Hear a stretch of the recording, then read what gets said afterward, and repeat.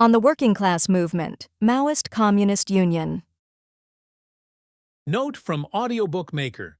This is a compilation of 4 documents by the MCU from the last few years on the relationship between the communists and the labor movement.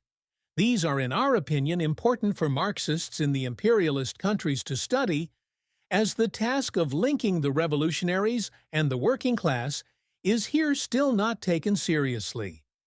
The first text is a short agitational pamphlet, is included as a sort of introduction. The second text, Some General Theses on Communist Work in the Labor Movement, is a point-form document which presents some preliminary conclusions on the subject. The third document, MCU and the Working Class Movement by the National Committee of MCU, is a more coherent and developed, self-critical theoretical evaluation of the MCU's practice until their shift towards the working class, as well as conclusions for future work within the working class movement. The fourth document is Comrades Kat and Chantelles' response to and critique of another group, the RMC's Revolutionary Maoist Coalition ideas. The documents contain large numbers of and very long footnotes, some of which contain a lot of crucial information. We suggest reading them for a full understanding, but they cannot be included here due to the audiobook format. On another note, we are trying out the more expensive AI model this time as a test, so let us know if it was significantly better than previous AI audiobooks. Maoist Communist Union. Our orientation for communists within the working class movement in the struggle for revolution. Maoist Communist Union, MCU, is a communist organization in the United States. We are working to create a vanguard communist party. This necessarily entails the development of both the working class movement and Marxism, and ultimately the fusion of the two. In the last few years, we have seen some very promising and exciting developments in popular movements in the United States, from the George Floyd uprisings, to the uptick in labor union struggles, to the revival of the mass anti-imperialist movement with the opposition to the genocide in Gaza. It is clear that the oppressed masses in the U.S. are increasingly fed up with their conditions and the global status quo. In line with these developments, there has been a revived interest in Marxism as people work to understand the world and how to change it. However, despite this interest in Marxism, these popular movements have largely been under the ideological sway and political leadership of various petty bourgeois and bourgeois trends. These range from radical left-liberal ideology, which seeks major change but remains mired in the concepts and framework of the bourgeois world, to business union leaders with a militant facade, whose bankruptcy is evident in how they brag about taking on big corporations, while simultaneously promoting collaboration between labor and capital. With this sort of misleadership, the past few years have also provided some painful lessons of how movements stumble and collapse, provided that we are willing to see them. As long as popular movements remain within the confines of radical but bourgeois ideologies, such as left liberalism and trade unionism, the defeats of the past few years will be repeated as discontent grows, just on a bigger scale. This risk is all the more real because the bourgeoisie is adapting to the new domestic and international circumstances and crafting new forms of populist ideology suited to the shifting status quo. These new forms of populism aim to preserve the class dictatorship of the capitalists, and they span the gamut from Trump's neo-nativism to Biden's rebranding as a pro-union politician and Bernie's tepid social democracy. These are already finding resonance with significant sections of the broad masses and the working class. However, the situation is far from hopeless. We can get out of the current morass if the working class movement gains strength and, with the aid of communist leadership, help to guide these popular movements to join in the struggle for the eventual revolutionary overthrow of the U.S. capitalist class. Of course, a great deal of ideological and theoretical clarity is needed, as a socialist revolution in a country of hundreds of millions of people is no simple matter, given that a key stumbling block of recent popular movements has been the petty bourgeois and bourgeois ideologies which have guided them, we need to develop specifically proletarian leadership of popular movements. This is because only the proletariat has a unique class interest in overcoming all forms of oppression and exploitation, and therefore only the proletariat is capable of ultimately uniting all who can be united in the socialist revolution. In order to develop proletarian leadership, we need to both study Marxism and its highest stage of development, Marxism, Leninism, Maoism, and promote Marxism among the working class movement to aid in its development and ideological clarity. On the first point, studying Marxism is itself a serious task. To paraphrase Lenin, modern communist consciousness is based on profound scientific knowledge. In the U.S., there is a general dearth of clarity on the lessons of the revolutions of the 20th century and their eventual defeats, not to mention the history of the work that Marx and Engels did in the 19th century. We must seriously study the history of class struggles under socialism and how and why capitalism was eventually restored in the USSR and China. In addition to studying the lessons of history and topics like dialectical materialism and political economy, we also must learn the history of this country and understand the present reality, e.g., contradictions among the ruling class, the current economic situation, etc. All of this requires a lot of collective effort to study, discuss, debate, and learn.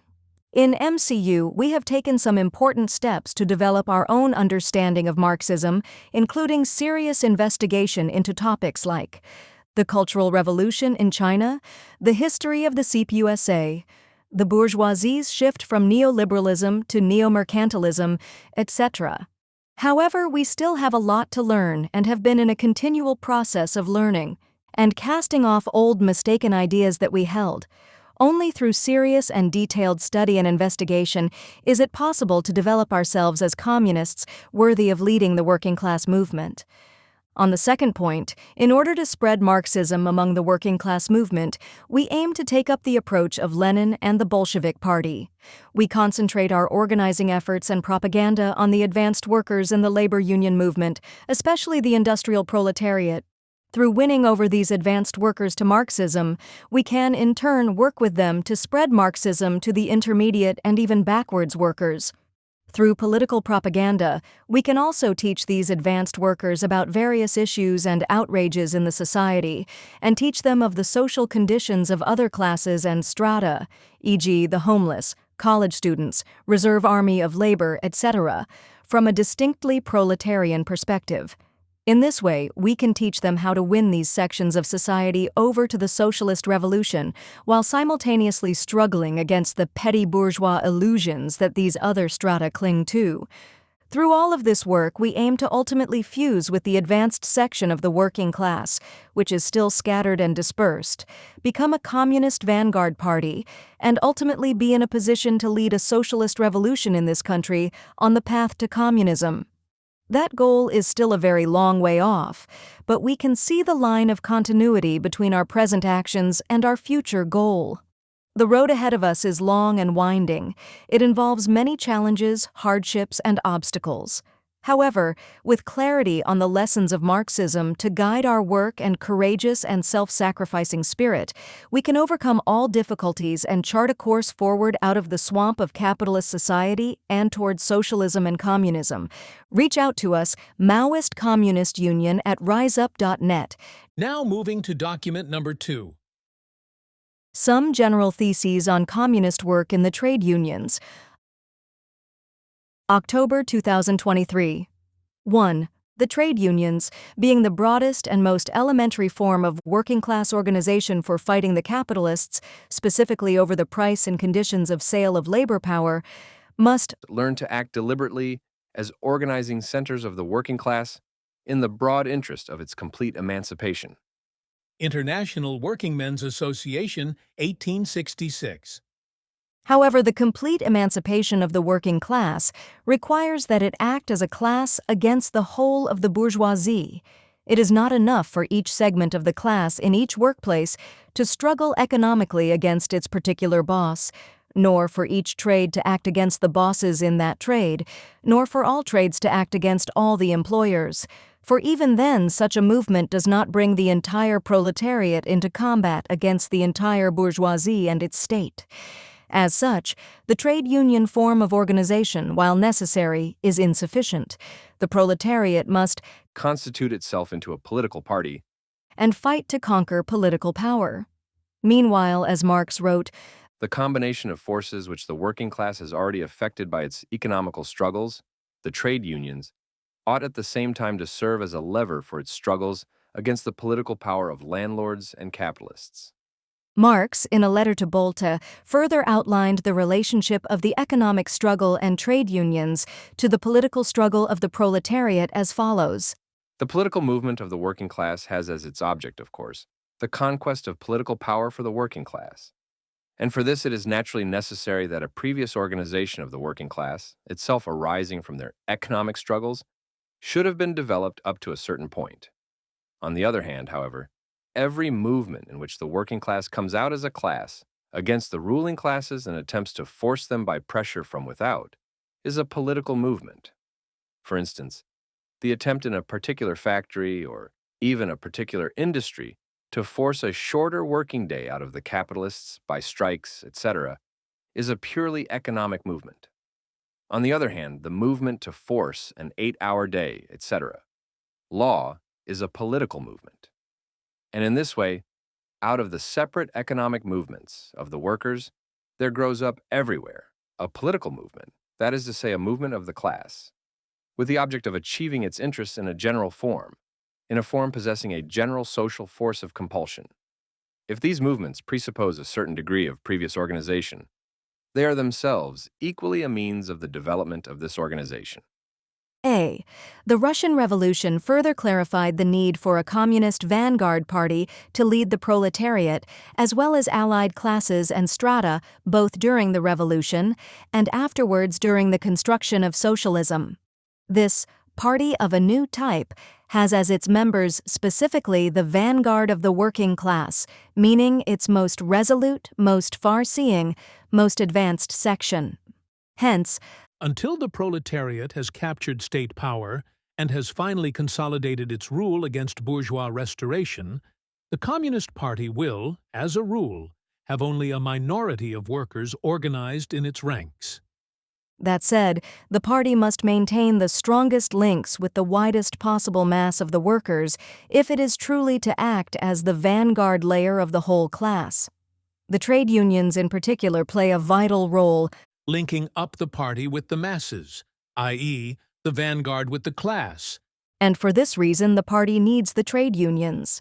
At the same time, the trade unions need the party's guidance in order to transform into schools of communism and levers in the proletariat's revolutionary struggle to establish its class dictatorship and later in the construction of socialism onwards to communism. As organizations which, in their origins, necessarily embrace only specific segments of the class and have as the bulk of their activity the economic struggle as it exists wholly within the terms of the capitalist system, the trade unions, if left to themselves, cannot help but degenerate and fall far short of their potential role as emancipatory organizing centers. A communist party must necessarily equip itself with the most advanced revolutionary science, based upon a summation of the whole of the proletariat's revolutionary experience up to the moment in question. In the present era, this means the Communist Party must be a Marxist-Leninist-Maoist (MLM) party. 3. Right now in the United States, we lack a communist, Maoist party, or any manifestation whatsoever of independent working-class political action. Moreover, we have a weak trade union movement embracing only a small portion of the class, and at its head is a deeply entrenched, deeply reactionary officialdom that works closely with the bourgeoisie to stifle the class struggle as much as possible. Hence, in order to have a socialist revolution in this country, we must first develop a strong communist, Maoist party capable of leading a powerful trade union movement and of freeing that movement from the domination of reactionary leadership. To this end, the task of organizing the unorganized must be linked up with the struggle to drive the reactionary officialdom out of the existing unions. Lenin's words in left-wing communism in this respect are absolutely essential. This struggle must be waged ruthlessly, and it must unfailingly be brought, as we brought it, to a point when all the incorrigible leaders of opportunism and social chauvinism are completely discredited and driven out of the trade unions. Political power cannot be captured, and the attempt to capture it should not be made until the struggle has reached a certain stage. This certain stage will be different in different countries and in different circumstances. It can be correctly gauged only by thoughtful, experienced, and knowledgeable political leaders of the proletariat in each particular country. The reactionary officialdom does not exist magically above the class. It is not some artificial implant grafted onto the labor movement by the bourgeoisie as part of a conspiracy to keep the labor movement in check. Rather, it has its material basis in the development of relatively privileged strata of the working class. The nature of these strata and of the reactionary officialdom varies from country to country and has changed over time. It is essential to form a scientific appraisal of their nature at each given stage of the struggle in order to formulate a correct line for the fight to drive out the reactionary leaders and a correct approach to the various relatively privileged strata of the working class. Developing a clear scientific understanding of the stratification of the working class inside and outside of the organized labor movement is an essential aspect of class analysis of the whole country, which cannot be carried out all at once, but must be developed over a long period of time, and through participating in and leading the proletariat's struggles. In particular, the most secure and consistent base of the reactionary union leaders is the labor aristocracy, which is only a small subsection of the working class, and in our day is not equivalent to the trade union membership as a whole. This formation originally developed in England among the skilled tradesmen as a direct result of the virtual industrial monopoly that England had in the world. However, with the development of capitalist imperialism, Lenin considered it was no longer possible to bribe such a large section of the working class. It was possible in those days to bribe and corrupt the working class of one country for decades. This is now improbable, if not impossible. But on the other hand, every imperialist great power can and does bribe smaller strata than in England in 1848 to 68 of the labor aristocracy. Formerly a bourgeois labor party, to use Engels's remarkably profound expression, could arise only in one country because it alone enjoyed a monopoly. But, on the other hand, it could exist for a long time. Now, a bourgeois labor party is inevitable and typical in all imperialist countries. But in view of the desperate struggle they are waging for the division of spoils, it is improbable that such a party can prevail for long in a number of countries. On the economic basis referred to above, the political institutions of modern capitalism, press, parliament associations, congresses, etc., have created political privileges and ESOPs for the respectful, meek, reformist, and patriotic office employees and workers corresponding to the economic privileges and SOPs. Lucrative and soft jobs in the government or on the war industries committees, in Parliament and on diverse committees, on the editorial staffs of respectable, legally published newspapers, or on the management councils of no less respectable and bourgeois law-abiding trade unions. This is the bait by which the imperialist bourgeoisie attracts and rewards the representatives and supporters of the bourgeois labor parties. 1. In the U.S., the ruling class has been able to bribe a minority, subsection of the working class, for a long period of time. The height of this bribery was likely reached during the New Deal era, but especially since the mid-70s, more and more of the labor aristocracy has seen its privileges severely eroded.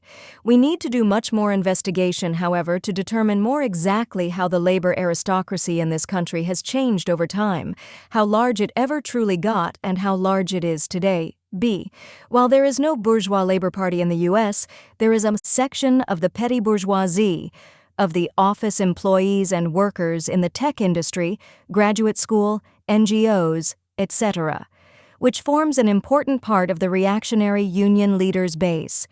We can see this phenomenon very clearly in the recent support for the International Brotherhood of Teamsters (IBT) leadership in the UPS contract struggle by organizations like Democratic Socialists of America (DSA), the Party for Socialism and Liberation, Freedom Road Socialist Organization, and Labor Notes, which are principally based among the petty bourgeois liberal office workers and NGO activists.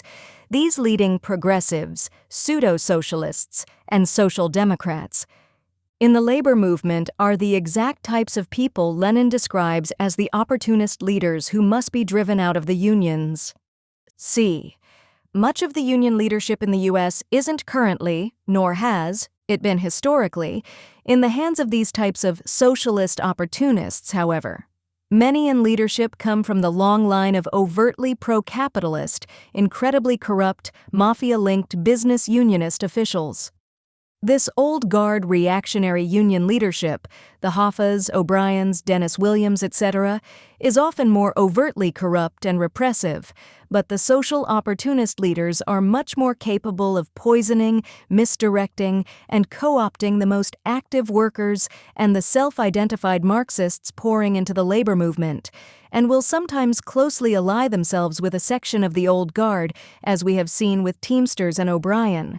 Therefore, these opportunists are often a bigger obstacle to some of our key basic tasks at present, in particular the task of winning over the semi-Marxists entering the labor movement. That being said, we must differentiate between confused and genuine progressives and those just learning Marxism versus the leading members of these opportunist groups and organizations, like the David Levins of DSA and TDU and Kim Moody's. And we must also not hesitate to exploit contradictions between these opportunists and old guard reactionaries when they exist, including in some occasions by forming tactical alliances with the opportunists. This will be particularly important when we face a full frontal attack from old guard reactionaries, including mass expulsions, violent mafia tactics, etc. D. What's more, the leadership of the unions has been transformed into a literal bourgeois profession with a series of petty bourgeois staffers and organizers underneath them, not unlike the structure of NGOs with directors and staff. At one point, it was rare for there to be trade union officials that didn't come up from the working class and in the specific craft of their union.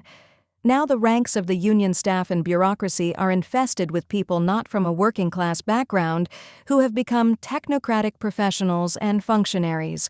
We need to further investigate these realities and how they support and operate as appendages of the reactionary union leaders, as well as various contradictions within the union bureaucracy that we can use to aid in our efforts to bore from within.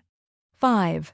The struggle against the reactionary officialdom requires the consolidation of a left-wing opposition within and across the trade unions capable of contending with the reactionaries and opportunists for leadership of the labor movement. This cannot be reduced to fighting for positions of leadership in the unions. The precise nature, composition, and organizational forms of this opposition will change throughout the development of this struggle, but a constant feature of its program must be that it unapologetically aims to transform the trade unions into organizations truly operating in the broad interest of the working class's complete emancipation, i.e., for the abolition of capitalism. Given that, as noted above, this emancipation requires that the working class act as a class, meaning that it acts politically, the program must also stress the need for the unions to take up political action, independent of all bourgeois parties. This has historically involved agitating for the trade unions to join other working class organizations, in particular the Communist Party, in forming a mass electoral labor party as a special kind of united front. This was done by the Trade Union Educational League, TUL, and Trade Union Unity League, both led by the CPUSA, in the 1920s and 1930s. Almost certainly, U.S. communists and the trade union left wing today will need to pursue a similar course. However, precisely when and if to raise the formation of such a labor party as a central slogan for the trade union opposition, and precisely how communists should bring together and work inside such a party, is much harder to say. We must investigate this question much more thoroughly and sum up the lessons of past experiences of communist parties in the US and elsewhere. What we can say for certain, however, is that communists must never conflate the role of a labor party of this sort with the role of the Communist Party, and must maintain their organizational independence within any such labor party. 6. The struggle for leadership of the trade union movement and for its considerable strengthening and expansion will pass through various stages prior to reaching the stage Lenin refers to above, in which capture of political power is possible. The nature of communist organization, of the organizations, of the left-wing trade union opposition, and of the relation between the two will transform throughout these stages. We foresee 3 principal stages. A current stage: there is no strong communist organization, much less a party, and no organized left-wing opposition to the reactionaries and opportunists in the trade unions. The central tasks here are to develop the organization of communists and lay the groundwork for a party, side by side with laying the groundwork for an organized left opposition across the trade union movement. An organized opposition for the whole trade union movement that truly takes up the struggle for working-class emancipation cannot be created in one stroke. We should remember it took William Z. Foster nearly a decade to get the tool off the ground and on solid footing. It will take us leading various campaigns against sellout contracts and reactionary leaders, leading unionization drives amongst the unorganized, strengthening ties with existing better groupings like Railroad Workers United, and generally making links with more militants across the country. And it will take considerably growing and strengthening our ranks of professional revolutionaries. That said, with the contacts we have already, we can and must begin laying the foundation by engaging with them in studies of Marxism and labor history, collaborating on organizing campaigns across different unions, and debating what the program of the organized left wing of the trade union movement should be in our context. These studies and discussions, if correctly carried out, will enable us to arrive through some struggle at a correct line to unite the advanced elements in the unions around a program of class struggle in the labor movement, a program which goes far beyond the liberal phrase-mongering around an ill-defined class struggle unionism. In this stage, a key task is to engage with and win over, at least to some degree, the activists pouring into the labor movement at present who are interested in Marxism.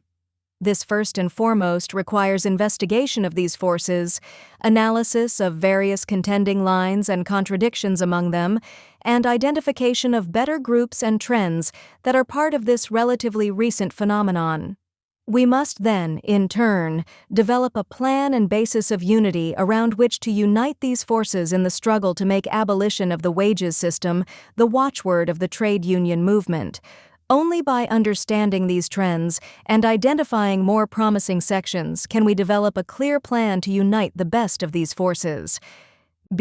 Second stage, there is a relatively weak communist-Maoist party leading an organized left-wing opposition in the trade unions that, while growing in influence and strength, is fully embraced by only an active minority overall. Hence, at this stage, the organized left wing will be a militant minority-type organization, MMO for short, resembling the TUEL. Throughout this stage, the communists' focus in the trade union movement must be boring from within and building this MMO left opposition in and across the unions, while also leading organizing drives of the unorganized, mostly through the existing reactionary unions, usually dragging them kicking and screaming. At some points, especially towards the end of this stage, the opportunity and need for the CP and organized left wing to lead the creation of solid independent unions will grow. However, during this stage, these independent unions will, for the most part, need to be united fronts with decidedly unreliable and often fairly backward reformists, who will also need to be struggled against while preserving the unity of the new unions as much as possible. One great error of the tool and of the Comintern-Profintern's instructions was that they attempted to base the independent unions on too revolutionary a line when conditions were not quite yet ripe for that. This bred both left sectarian isolation and right opportunism. So long as the left-wing opposition and the CP are not strong enough to have the new unions fully adopt at least the MMO's program without condemning the new unions to isolation and wrecking the united front that formed them, the MMO must in the main retain its tool-like character and not yet transition into a revolutionary trade union center proper, like the tool aimed to be. The MMO will necessarily be a united front for the labor movement. This united front must put forward some clear lines of demarcation, e.g., fighting to transform the unions into vehicles for the emancipation of labor from capital, without making the basis of unity so narrow that we end up working only with ourselves and our close contacts. But it must also be remembered that the united front is a struggle front. We cannot allow the need for unity to cause us abandon the struggle against various petty bourgeois and non-proletarian trends that will inevitably crop up in this organization. So, moreover, the MMO will be an organization of the relatively advanced members of the trade union movement which is capable, with correct communist leadership, of raising the level of the broad intermediate stratum in the trade unions as well as winning over the backwards. It is a key type of mass organization of the advanced, which helps the Communist Party, or pre-party organization, reach and influence a broad section of the labor movement in a bourgeois democracy. 3. What constitutes the relatively advanced active, the intermediate, and the backward is situation-specific. In the context of the trade union movement taken as a whole, when it is dominated by reactionary leadership that closely collaborates with the bourgeoisie in a million ways to stifle the class struggle, the small number of active are those workers who have come to the conclusion that capitalism must be overthrown and replaced, and that the unions must fight the employers as part of that larger fight for the emancipation of the working class from the yoke of capital. They actively take up the fight on that basis against the reactionary leaders and the employers. We must unite and group around us this active layer of the class in the unions, which in non-revolutionary situations will be a smaller or larger minority depending on the prevailing conditions, and in all situations will be larger than the number of communists in the unions. For, once we have a party, it will be key for the party to rely on the relatively advanced non-party elements in the trade union movement in order to win over the bulk of the movement, composed both of the old reactionary unions and any new unions, to revolution, or at least to siding with the revolution when a revolutionary situation arises. Although that situation is far off now, we should see that our work here and now, leading various campaigns, studying with other militants we meet, etc., as part of a larger process of development in this direction. C. Third stage. The Communist Party is strong enough to lead vast revolutionary trade unions, some of them new, some of them old unions where the reactionary leadership was driven out, that rival and eventually supersede in size and influence the still existing yellow unions. In any remaining reactionary unions with considerable influence, there would still need to be a revolutionary opposition boring from within. At this stage, the MMO transforms into a Revolutionary Trade Union Center, RTUC, proper, its membership consisting of revolutionary unions and the revolutionary oppositional groupings within the reactionary unions, basically more or less into what the toll prematurely aimed to be, and what the Profintern was on an international scale. During this stage, the opposition and the revolutionary unions will need to be working together closely to drive more and more of the remaining yellow unions, and most importantly of the masses in them, into the Revolutionary Union Center, including through mergers with revolutionary unions. Throughout, the CP will still need to be very flexible and guard against sectarianism. The RTUC will likely need to be a revolutionary united front, bringing together whatever non-MLM forces exist in the labor movement that are still capable of playing a revolutionary role, even if later some devolve into an entirely counter-revolutionary force, as happened with many syndicalists post-October Revolution. At the same time, the CP cannot tail whatever non-MLM trends it brings together in the RTUC and also in the MMO during the previous stage, and needs to wage ideological struggle against these trends, for it is essential to win over the vast majority of the most determined revolutionary-minded elements of the class to communism in order to win over the broad masses to at least most of the CP's program in the midst of a revolutionary situation. Now moving to the third document. MCU and the Working Class Movement. Reflections on our past mistakes and our future direction. National Committee of the Maoist Communist Union, December 29, 2023. Over the past year and a half, we have gone through a series of changes as MCU. Our work has grown and developed in numerous ways, and we have refined and developed our political line as we work to rectify past mistakes and deepen our understanding of Marxism-Leninism-Maoism. The guiding thread of these changes has been to proletarianize our orientation and line to truly make ourselves a part of the working class movement in this country, a part capable of hastening the further development of this movement and providing much-needed leadership. Concretely, this has meant two things.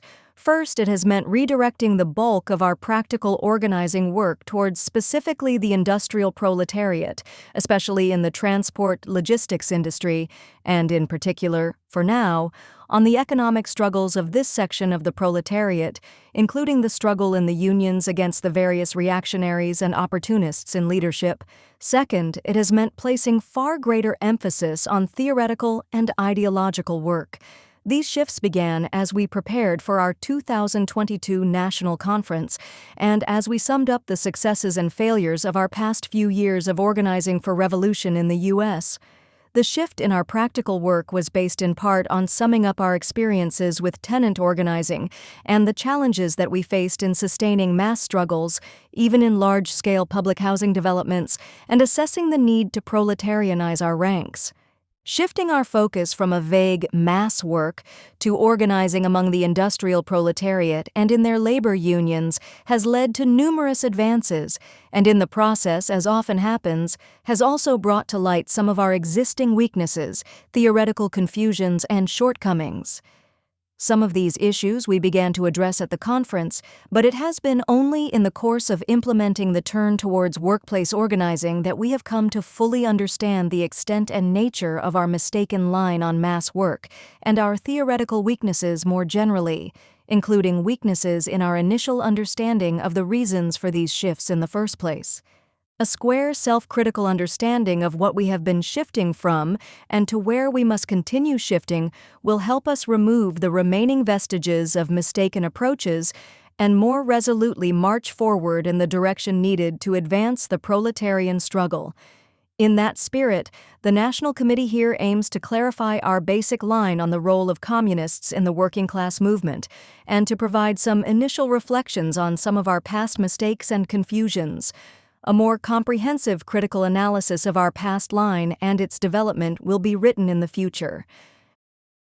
Masses, proletarians, and communists, our confusions. In what relation do the communists stand to the proletarians as a whole? The communists do not form a separate party opposed to the other working class parties. They have no interests separate and apart from those of the proletariat as a whole. They do not set up any sectarian principles of their own by which to shape and mold the proletarian movement. The communists are distinguished from the other working class parties by this only. 1. In the national struggles of the proletarians of the different countries, they point out and bring to the front the common interests of the entire proletariat independently of all nationality. 2. In the various stages of development which the struggle of the working class against the bourgeoisie has to pass through, they always and everywhere represent the interests of the movement as a whole. The communists, therefore, are on the one hand, practically, the most advanced and resolute section of the working class parties of every country, that section which pushes forward all others. On the other hand, theoretically, they have over the great mass of the proletariat the advantage of clearly understanding the line of march, the conditions, and the ultimate general results of the proletarian movement. The Communist Manifesto, Chapter 2. Proletarians and Communists, Marx and Engels. The proletariat is the only class that has an interest in communism as a class. Hence, it is the only one able to bring communism about after establishing its class dictatorship in every country.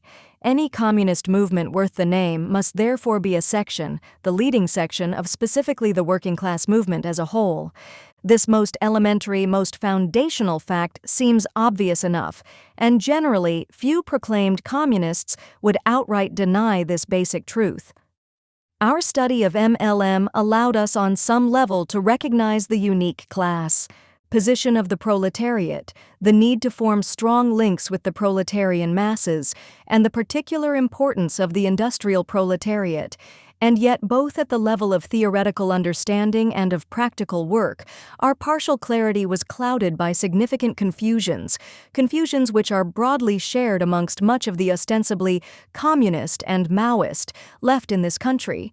These confusions in effect led us to, without consciously realizing it, contradict ourselves and put ourselves on a path that ultimately would lead to negating the specifically proletarian class character of the movement we as communists aspire to lead. Relatedly, we neglected serious investigation into the various sides, the current state, and the historical course of development of the proletarian movement in this country. In particular, our study of the CPUs was limited largely to their work on the black national question and their organizing amongst sharecroppers. We did not investigate the overall development of the CPUs and its relation to the ICM and studied nothing of their work in the trade unions.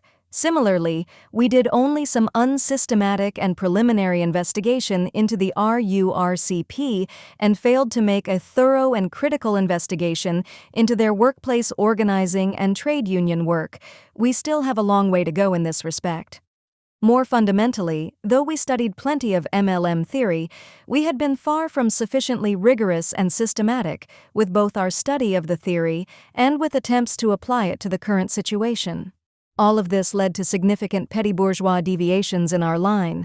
Our founding statement is perhaps the most glaring, most concentrated expression of our previously incorrect line. Not once does it even mention the proletariat, except in naming our precursor organization, Mass Proletariat, or the working class movement. Instead, it talks about the essential role played by communist revolutionaries in mass struggles, which consists of building resistance to the various forms of oppression of the various sections and classes of the masses that exist, while simultaneously creating a leading core of revolutionaries. In turn, this leading core of revolutionaries was described as one of the key subjective factors for the people's advance, as if we were working towards a people's revolution, and not a specifically proletarian revolution. Another instructive example of the petty bourgeois distortion of communism comes from the draft of an unpublished pamphlet titled, "What is MCU?" Though we at least made some passing references to the dictatorship of the proletariat and the working class movement, the essence of the line put forward in that document is best summed up by the following. When the masses unite and advance their interest to overthrow their masters, the U.S. monopoly capitalists will attempt to use every tool they have to suppress the movement. Through deep ties among the people in various sectors, schooled in the methods of revolutionary organization in the day-to-day struggles, the people can and will overcome the parasitic bourgeoisie. With the power of the people united, the bourgeois state machinery, including its repressive apparatuses, will be paralyzed. Who is the enemy, according to the above? The U.S. monopoly capitalists. That much is mostly true, though it leaves out the lesser segment of the ruling class, which is the non-monopoly bourgeoisie, as we recognized elsewhere. What force will overthrow the enemy? The people, which we left undefined but which we understood to mean all the oppressed classes and segments in society. While we technically acknowledged the leading role of the proletariat at times, we did so without fully grasping what this really means. Having clarity on this point, understanding in detail the specific leading role of the proletariat, is what distinguishes a proletarian orientation from a petty bourgeois one. The correct aspect of these formulations is evident in the fact that the bourgeoisie oppresses other classes in bourgeois society, namely, in an industrialized, imperialist country like ours, the petty bourgeoisie and even the lumpen proletariat ate as well as other groups in society composed of members of different classes such as women, some religious groups, sexual minorities, etc. Moreover, the only real solution to the particular oppression of the proletariat is the universal abolishment of class distinctions generally, and with them of all forms of oppression. As such, there is a basis, and indeed a need, for the working class to win at least partial, vacillating support of the other oppressed classes in its struggle to overthrow the bourgeoisie, and therefore to lead the whole of the people against the bourgeoisie, and onwards to communism. The incorrect aspect, of course, is that the overemphasis on the undifferentiated people and masses obscures the leading role of the proletariat, and the fact that the only way for the proletariat to properly unite a portion of the other oppressed classes around it is through coming to consciously grasp its differences with them and struggling with them for dominance over all joint efforts. As Lenin remarked in What Is to Be Done, working-class consciousness cannot be genuine political consciousness unless the workers are trained to respond to all cases of tyranny, oppression, violence, and abuse, no matter what class is affected. Unless they are trained, moreover, to respond from a social democratic, i.e. communist, point of view and no other. The consciousness of the working masses cannot be genuine class consciousness unless the workers learn from concrete, and above all from topical political facts and events, to observe every other social class in all the manifestations of its intellectual, ethical, and political life. Unless they learn to apply in practice the materialist analysis and the materialist estimate of all aspects of the life and activity of all classes, strata, and groups of the population.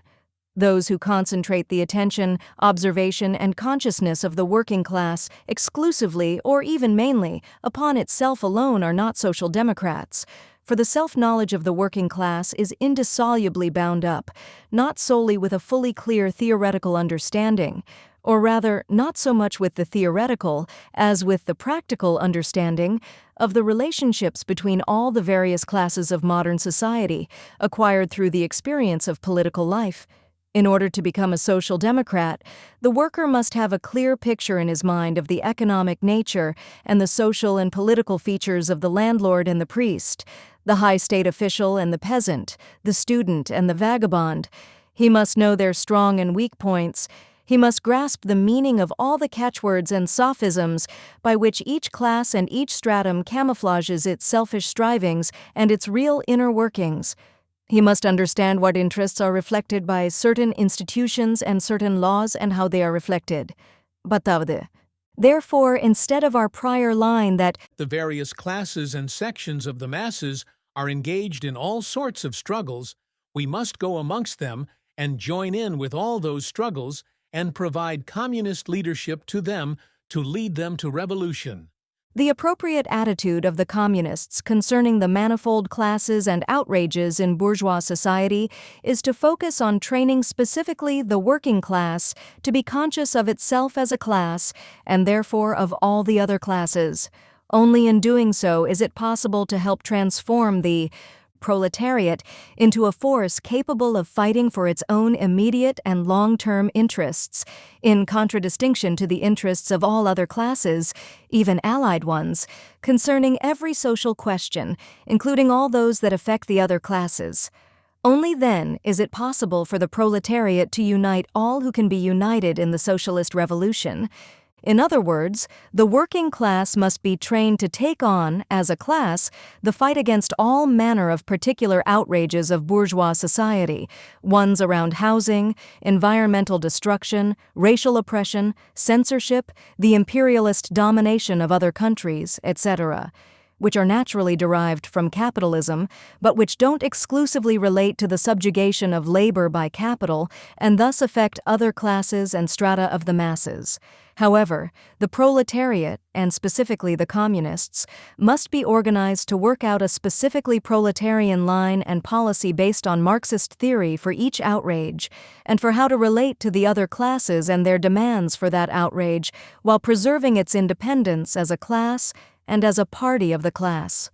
In turn, this independence can only be maintained if, amongst other things, these struggles are engaged as subordinate parts of the proletariat's struggle against capital to establish its dictatorship and build socialism.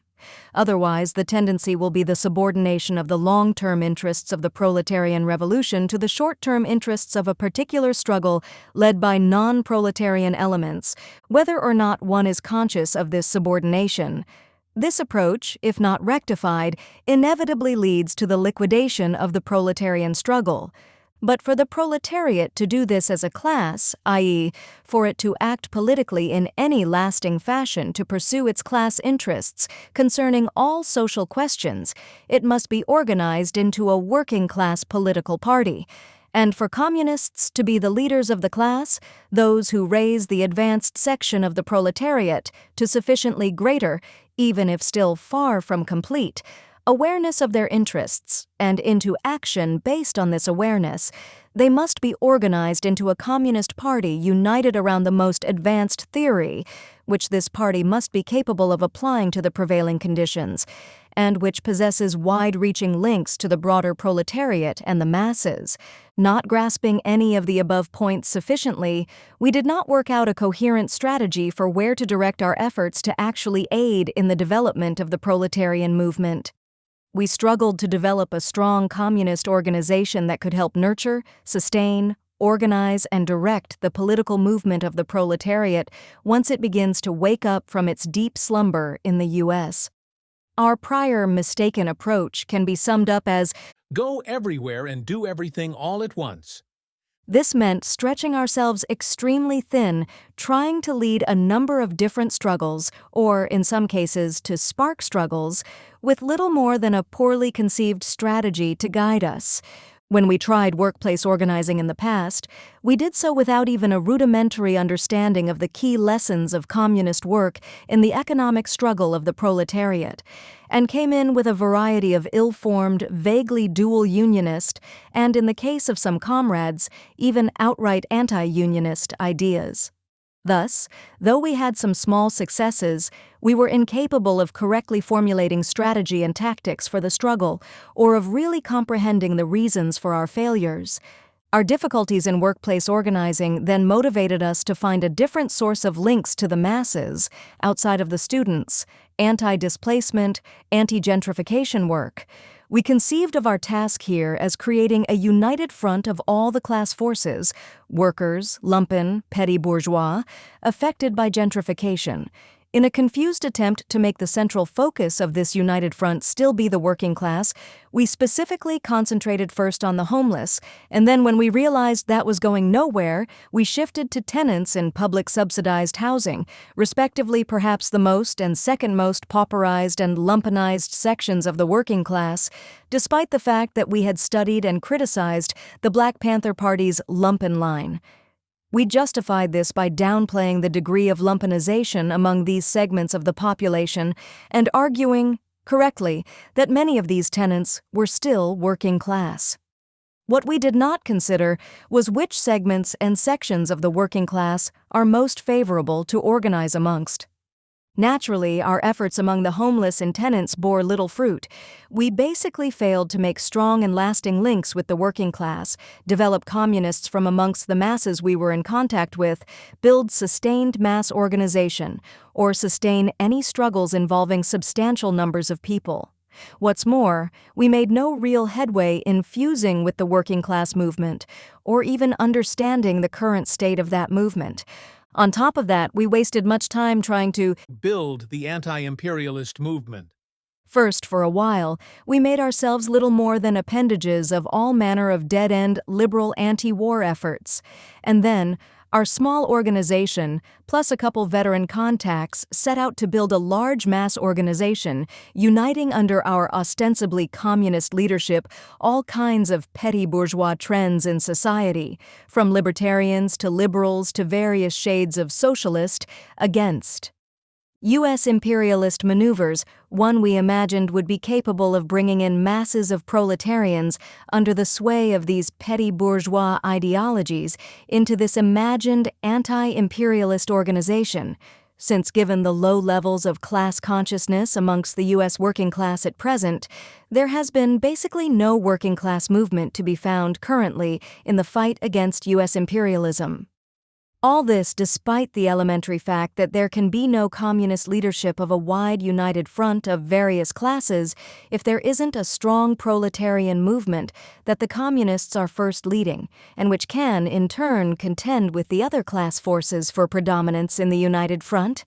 There is much more here that could be said. This is only a preliminary overview of our prior mistaken line on the relation of communists to the masses and the proletariat, and how this line misdirected our efforts. Where to direct our efforts? We begin our discussion here with a quote from Lenin's The Tasks of the Russian Social Democrats, written in 1897. Even today it provides an essential framework with which to analyze the question of where to direct our work. Bolding is ours. Our work is primarily and mainly directed to the factory, urban workers. Russian social democracy must not dissipate its forces. It must concentrate its activities on the industrial proletariat, who are most susceptible to social democratic ideas, most developed intellectually and politically, and most important by virtue of their numbers and concentration in the country's large political centers. The creation of a durable revolutionary organization among the factory, urban workers is therefore the first and most urgent task confronting social democracy, one from which it would be highly unwise to let ourselves be diverted at the present time. But while recognizing the necessity of concentrating our forces on the factory workers and opposing the dissipation of our forces, we do not in the least wish to suggest that the Russian Social Democrats should ignore other strata of the Russian proletariat and working class. Nothing of the kind. The very conditions of life of the Russian factory workers very often compel them to enter into the closest relations with the handicraftsmen, the industrial proletariat scattered outside the factory in towns and villages, and whose conditions are infinitely worse. The Russian factory worker also comes into direct contact with the rural population. Very often the factory worker's family live in the country, and consequently he cannot but come into close contact with the rural proletariat, with the many millions of regular farm workers and day laborers, and also with those ruined peasants who, while clinging to their miserable plots of land, have to work off their debts and take on all sorts of casual jobs, i.e., are also wage laborers. The Russian Social Democrats think it inopportune to send their forces among the handicraftsmen and rural laborers, but they do not in the least intend to ignore them. They will try to enlighten the advanced workers also on questions affecting the lives of the handicraftsmen and rural laborers, so that when these workers come into contact with the more backward strata of the proletariat, they will imbue them with the ideas of the class struggle, socialism, and the political tasks of Russian democracy in general, and of the Russian proletariat in particular.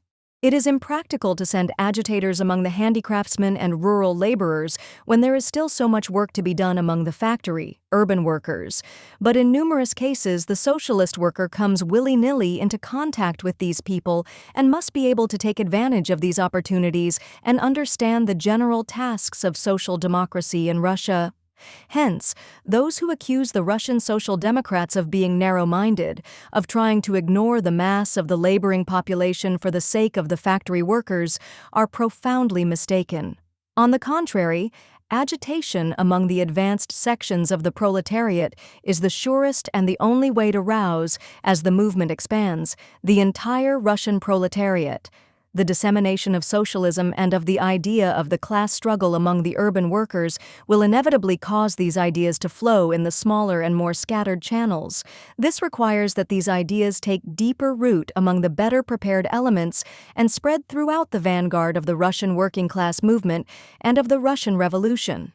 While concentrating all its forces on activity among the factory workers, Russian social democracy is ready to support those Russian revolutionaries who, in practice, come to base their socialist activities on the class struggle of the proletariat. But it does not in the least conceal the point that no practical alliances with other groups of revolutionaries can, or should, lead to compromises or concessions on matters of theory, program, or banner. Convinced that the doctrine of scientific socialism and the class struggle is the only revolutionary theory that can today serve as the banner of the revolutionary movement, the Russian Social Democrats will exert every effort to spread this doctrine, to guard it against false interpretation, and to combat every attempt to impose vaguer doctrines on the still young working class movement in Russia. In the above, Lenin applies the principle Mao elaborated later in Some Questions Concerning Methods of Leadership to the evaluation of the working class movement. He notes that not only is the proletariat the advanced class amongst the various oppressed classes in Tsarist, semi-feudal Russia, but that the working class is itself divided into strata, which, by nature of their social being, are either more or less advanced. He clearly puts forward that it was specifically the industrial proletariat working in the urban factories that was the most advanced, most receptive to communist ideas, most intellectually and politically developed. Lenin arrived at this conclusion because, following in the footsteps of the rest of the European industrial workers throughout the last several decades, the Russian factory workers had proven themselves in practice to be the leading section of the class during the waves of strikes in the 1880s and 1890s in Russia. To win over and raise the consciousness of the working masses, and ultimately all classes with an interest in the revolution against Tsardom, Lenin clearly understood that the Social Democrats, i.e. the Communists, needed to first and foremost further raise the consciousness of and build revolutionary organization amongst the most advanced strata of the working class in Russia, the industrial proletariat. He also understood that in addition to their importance as the advanced layer of the class, they were also the most important by virtue of their numbers and concentration in the country's large political centers, and thus the most capable of dealing a deadly blow to the Tsarist state. And finally, he understood that to concentrate communists' activity on the industrial workers did not mean to concentrate them exclusively or mostly on the day-to-day economic struggles of the workers, though agitation around those issues were of course essential. Concentrating communists' activity meant focusing their political agitation and their ideological work of propagating Marxist theory on the factory workers, and more specifically on the most advanced among them when it came to written propaganda. This basic perspective was essential to the Bolsheviks' success and is one which we Maoists in the U.S. must learn from and adopt in our own circumstances. What then are our circumstances today? The first thing to note is that the workers' movement is at an incredibly low level in this country. If we understand the proletarian movement as having three principal sides, theoretical, political, and economic, as did Engels and Lenin, then in the U.S., we can see that the labor unions, at best, largely only carry on economic struggles at present. Their only political action is solely as appendages of the bourgeois parties, and even these are carried out in a fairly weak and backwards fashion. For a long time, ideological confusion has reigned supreme amongst the U.S. left and in the working class movement. The proletariat in this country has had no organized political wing, and hardly any spontaneous expressions of remotely independent political action for several decades now. only a small portion of the class is organized into labor unions, all of which are dominated by a more or less entrenched reactionary officialdom.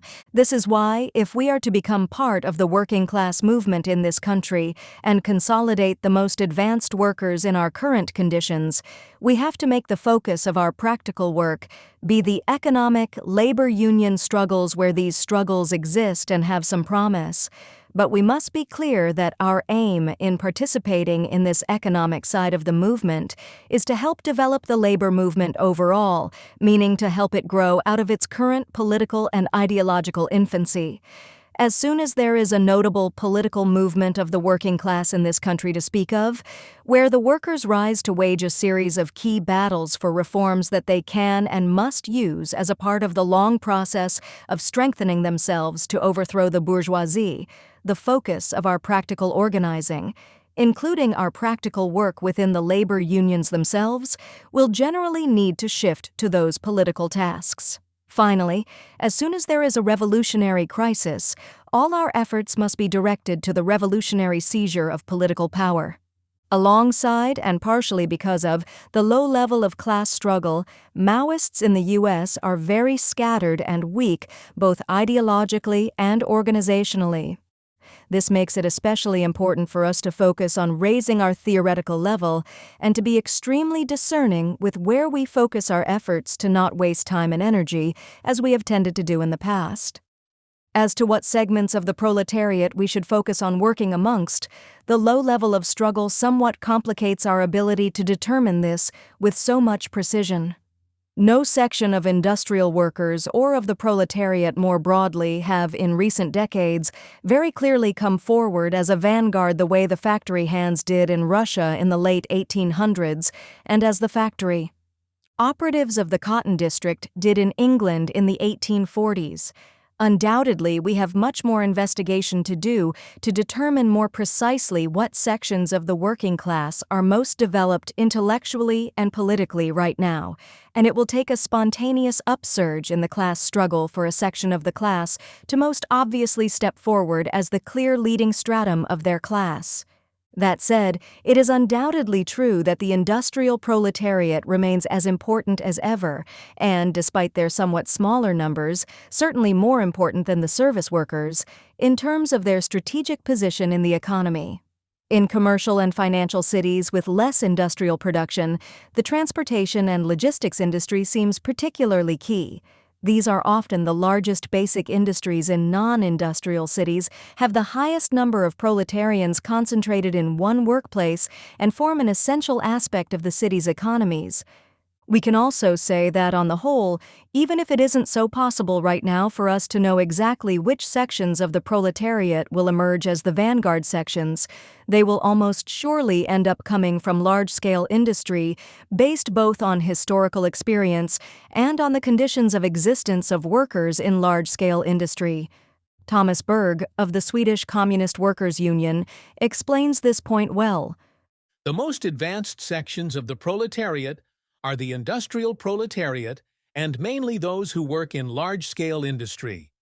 This, because of their role in production, makes them see most clearly the fundamental contradiction in capitalism, that between social production and private, capitalist appropriation. This is because they work in large teams, are unionized, and participate directly in capitalist production, are long-term employees, and are part of an international production chain, and are thus politically aware of the international character of capitalism. The industrial proletariat thus has the greatest potential to achieve advanced class consciousness because of their working conditions.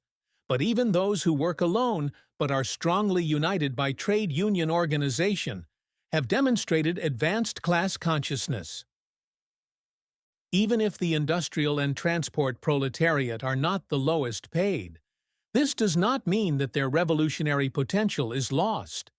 When Sweden inevitably falls into economic and political crisis, this will still be the most important strategic stratum of the proletariat, because their actions can cripple the entire Swedish economy, and because of their size, collective discipline and cohesion can be recruited in large numbers for the armed insurrection. To deny the role of the industrial proletariat as the leading force is to advocate a variant of the defeatist bribery theory. The industrial proletarians are too well paid, bribed by the capitalists, and will never rise to revolution. This does not take into account at all the objective changes that occur in a revolutionary situation. As Berg points out, the industrial proletariat is still indispensable for a viable revolutionary strategy in all industrialized countries.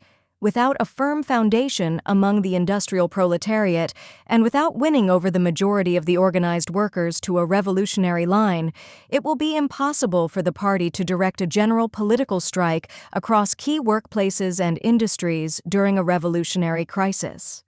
The general political strike is a key tool by which can we paralyze the ability of the capitalist class to move goods, troops, and military equipment. Alongside splitting the repressive forces, paralyzing the bourgeoisie's ability to run the economy is essential for a successful revolution during such a crisis.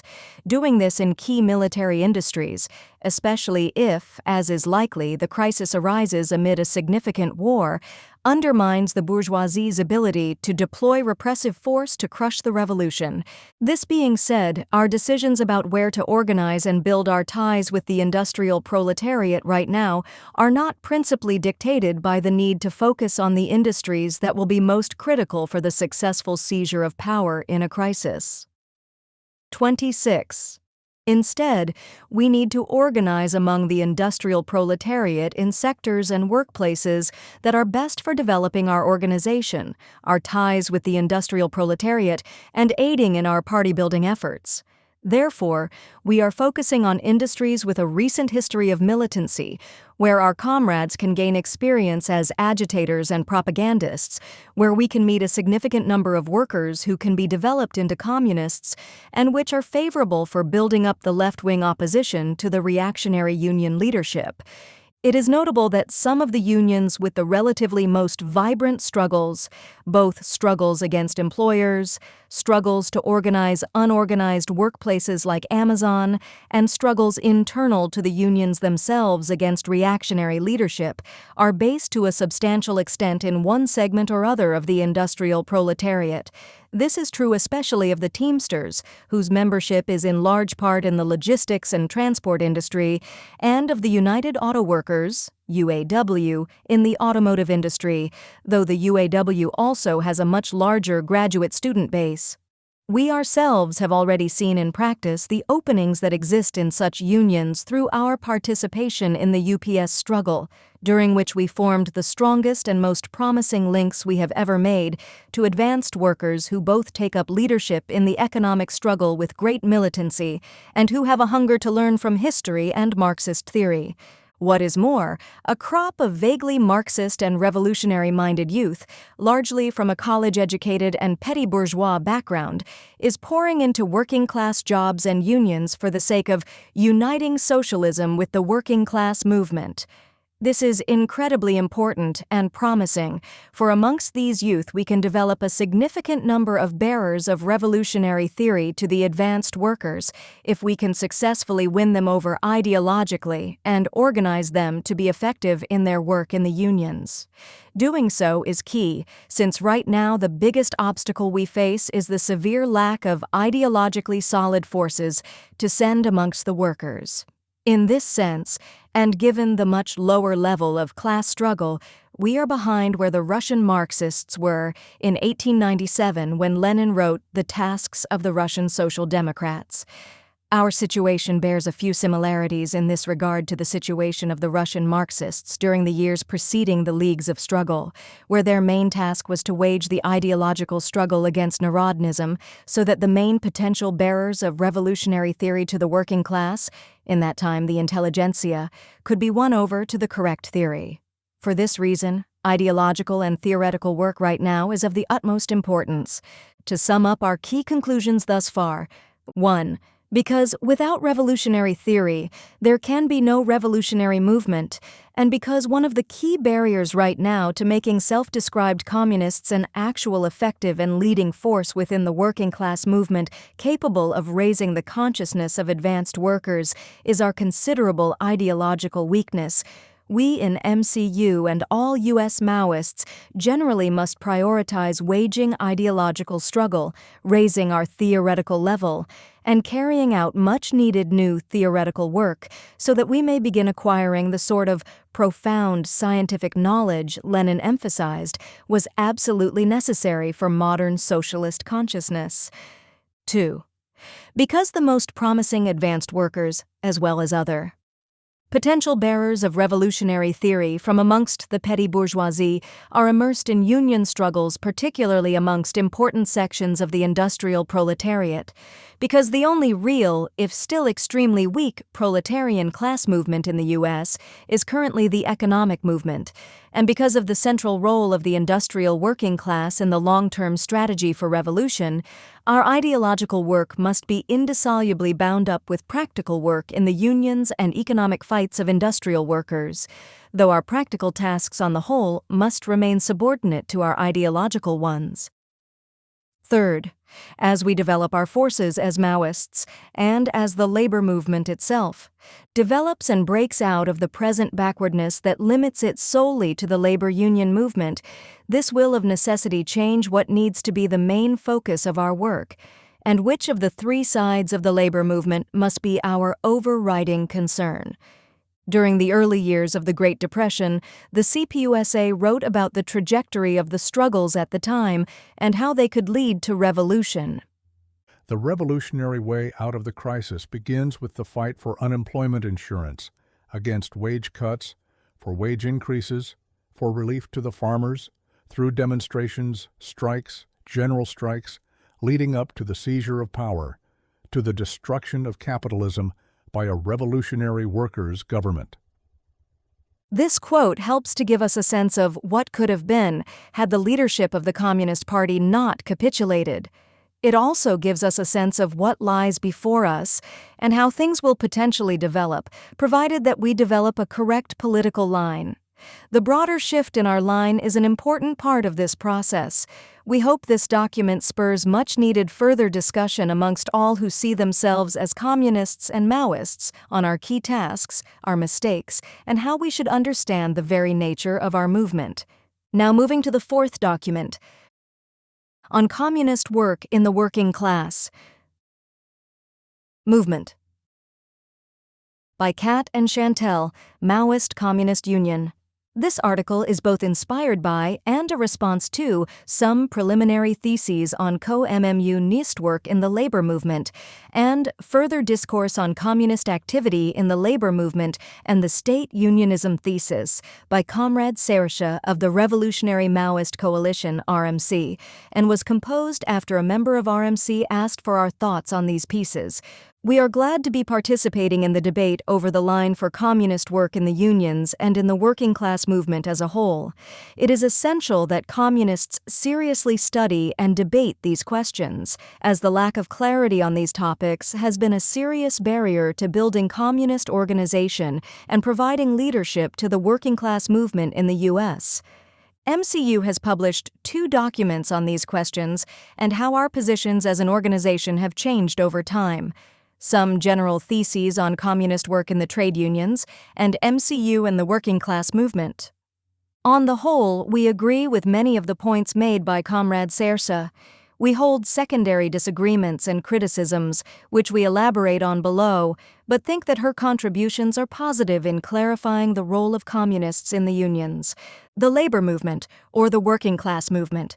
Comrade Kat's third thesis is the labor movement by itself, i.e. trade unionism, economism, syndicalism, will not liberate the proletariat. We unite with what we believe to be the core sentiment of this statement, namely that participation in union struggles under capitalism is not enough for the working class to overthrow the bourgeoisie and establish the dictatorship of the proletariat. However, while the currently existing labor movement in the U.S. is for the most part limited to the economic labor union movement, and although ostensibly communist participation in this movement is mired in economism, defined and explained below in this article, we do not think it makes sense to equate 1. The labor movement as a whole with trade unionism, economism, syndicalism. 2. The economic struggle of the class with economism, nor 3. Syndicalism with either trade unionism or economism. Our aim in this section is to explain each of these points of disagreement in turn. First, we should not equate the labor movement with the labor union movement. Historically, especially outside the U.S., labor movement, proletarian movement, workers' movement, and working class movement have been used interchangeably to refer to the whole movement of labor against capital in all its dimensions. But in the U.S. today, many groups and individuals across the left liberal spectrum typically think of the labor movement as just the labor union struggle. Unfortunately, this practice is common among communists in this country as well. We in MCU also fell into this practice until fairly recently. This reduction of the labor movement to union struggles is a fundamentally bourgeois conception that we must break from. The bourgeoisie comes to acknowledge the existence of a labor problem in society, and they even create ministries and departments of labor or institutions like the National Labor Relations Board, NLRB, to take on this problem. However, these institutions generally explicitly limit the scope of labor to workplace issues, wages, and basic rights to organize unions. In this way, the bourgeoisie and its state constantly reinforce the idea that these narrowest of economic concerns are the only concerns around which the workers can hold a shared interest as a class. We must instead emphasize to the workers that labor has to concern itself with all social questions, especially the fundamental question of which class holds political power, i.e., which class has the ability overall to dictate its policy in a general form, possessing social force of compulsion, as Marx put it.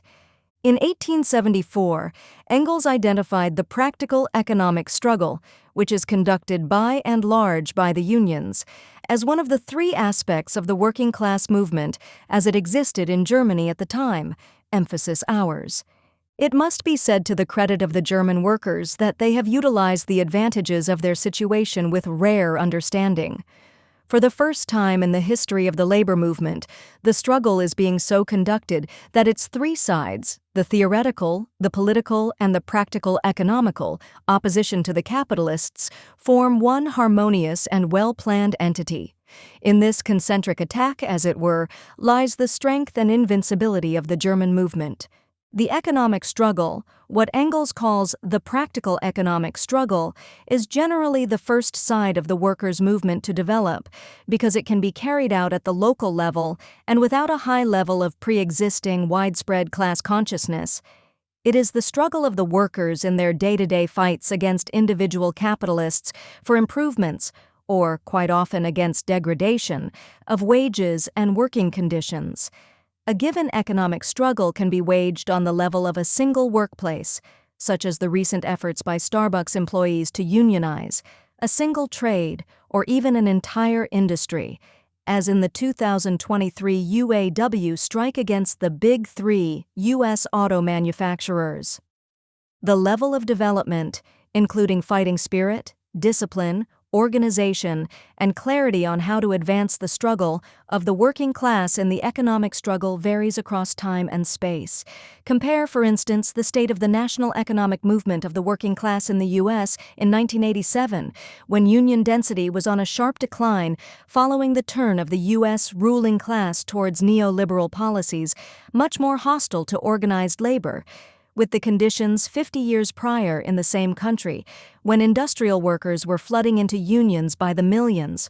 Alternatively, we can juxtapose the U.S. proletarian economic struggle circa 1987 with that in South Korea in the same year, where a massive and militant strike wave by the Korean industrial proletariat was taking place in the context of broader opposition to the ruling military dictatorship there. Across this entire spectrum of conditions, the economic struggle is an ever-present, unavoidable, and essential aspect of the working class movement under capitalism, which communists must provide leadership to. So long as the proletariat is exploited and oppressed by the capitalists, so long as workers are forced to sell their labor power to the capitalists in order to survive, they will and must fight against the abuses, misery, and poverty they face by virtue of this fact. The unions are the most basic and broad organization with which to wage such fights. The political struggle of the proletariat is one in which workers, as a class, fight for demands that serve the interests of the class as a whole. As Marx said, Every movement in which the working class, as a class, opposes the ruling classes and seeks to compel them by pressure from without is a political movement. For example, the attempt to obtain forcibly from individual capitalists a shortening of working hours in some individual factory, or some individual trade by means of a strike, etc., is a purely economic movement. On the other hand, a movement forcibly to obtain an 8-hour law, etc., is a political movement. And in this way, a political movement grows everywhere out of the individual economic movement of the workers, i.e., a movement of the class, to gain its ends in a general form, a form which possesses compelling force in a general social sense. the political struggle is a higher level of the proletariat struggle, as it can only arise when the workers understand that in order to advance their interests, short-term and long-term, they cannot limit their fight to specific employers or only certain sections of the capitalist class, but that they must fight against the entire capitalist class, including against the capitalist state machinery. There are, of course, different types of political struggles. There are variations in demands and political character of these struggles. The type of movement Marx describes in the previous quote, namely a fight to prescribe limitations on the length of the working day within the bourgeois legal code, is a political extension of union demands. However, the political struggles of the working class do not only develop directly from extensions of labor union demands. Some arise directly from various social issues, and others begin as political struggles which are extensions of union demands, but escalate into revolutionary struggles, i.e., struggles which concern which class is in power and runs the society. The latter happened in Russia in 1914, just prior to the outbreak of the World War. In his memoir, Old Bolshevik Alexander Shliapnikov describes how during the July days of 1914, not to be confused with the July days of 1917, the police repression and Cossack cavalry charges against striking workers played a major role in escalating the strike movement from economic to political and ultimately to revolutionary. The initial violence against striking workers, which included the police murder of some of the strikers who were putting forward economic demands, led to a major upsurge in strikes against this police violence, when the Tsarist autocracy tried to, in turn, suppress these strikes by means of further violent repression. The Petersburg Committee of the Bolshevik Party helped to guide the working class movement towards revolutionary demands. Shliapnikov describes these events vividly. The protest strike against the violence and the arrests switched from the Narva and Vyborg districts of St. Petersburg to Vasilyev Island, the Kolomna district, and beyond the Neva Gate, and flooded throughout the city. The newspapers spread the news across Russia, and a response to this powerful movement could be expected from the provinces. From the 6th of July till the 12th of July, the strike was almost general, and the number of strikers reached 300,000. Meetings and demonstrations took place everywhere, and in some places barricades were erected. Workers sought arms everywhere and brought up stocks of revolvers and knives to arm themselves somehow against the police and Cossacks. As class struggle intensifies, the working class is increasingly faced with the question of which class is in power, the antagonism between the bourgeoisie and proletariat, and the need for revolution. Thus, political movements for demands like an 8-hour workday can, in certain circumstances, develop into revolutionary struggles. Generally, this happens in circumstances where there is a revolutionary situation in the country in question. This development can be aided by the existence of a sufficiently experienced Communist Party which has a correct line, is theoretically developed, and has large-scale influence in the working-class movement. Even in the absence of such a party, it is possible for political struggles to develop into revolutionary struggles, but it is exceedingly unlikely that a revolution would succeed. Though it's important to recognize the economic and political struggles as distinct entities, they are by no means isolated from one another. As the economic struggle develops, the relatively advanced sections of the working class learn the tactics and strategies of the bourgeoisie for squashing organized resistance. Economic struggle also draws in less active sections by awakening and stirring up the backward, as Lenin wrote in Economic and Political Strikes. In this article, Lenin reflects on the strikes in the 1905 Russian Revolution and emphasizes that economic movements lay the foundation for more widespread agitation and action around political demands. The mass of the working people will never agree to conceive of a general progress of the country without economic demands, without an immediate and direct improvement in their condition. The masses are drawn into the movement, participate vigorously in it, value it highly and display heroism, self-sacrifice, perseverance and devotion to the great cause only if it makes for improving the economic condition of those who work. Nor can it be otherwise, for the living conditions of the workers in ordinary times are incredibly hard. As it strives to improve its living conditions, the working class also progresses morally, intellectually, and politically, becomes more capable of achieving its great emancipatory aims. The economic struggle continues to develop and strengthen after political movements emerge. Strikes over demands of a broad-ranging nature concerning the conditions of the class as a whole in capitalist society can, especially during particularly acute periods of crisis, rouse the general fighting spirit of the proletariat over all sorts of grievances and outrages, including those limited to a single workplace or trade. Thus, Lenin argued against both the Menshevik liquidators who called for a strict segregation between economic and political struggles, and the mechanical line that the importance of communists leading the economic struggle fades as the working class commences political struggles. In reality, the economic and political struggles exist in dialectical relation to one another, each exerting mutual influence on the other throughout their respective, simultaneous courses of development.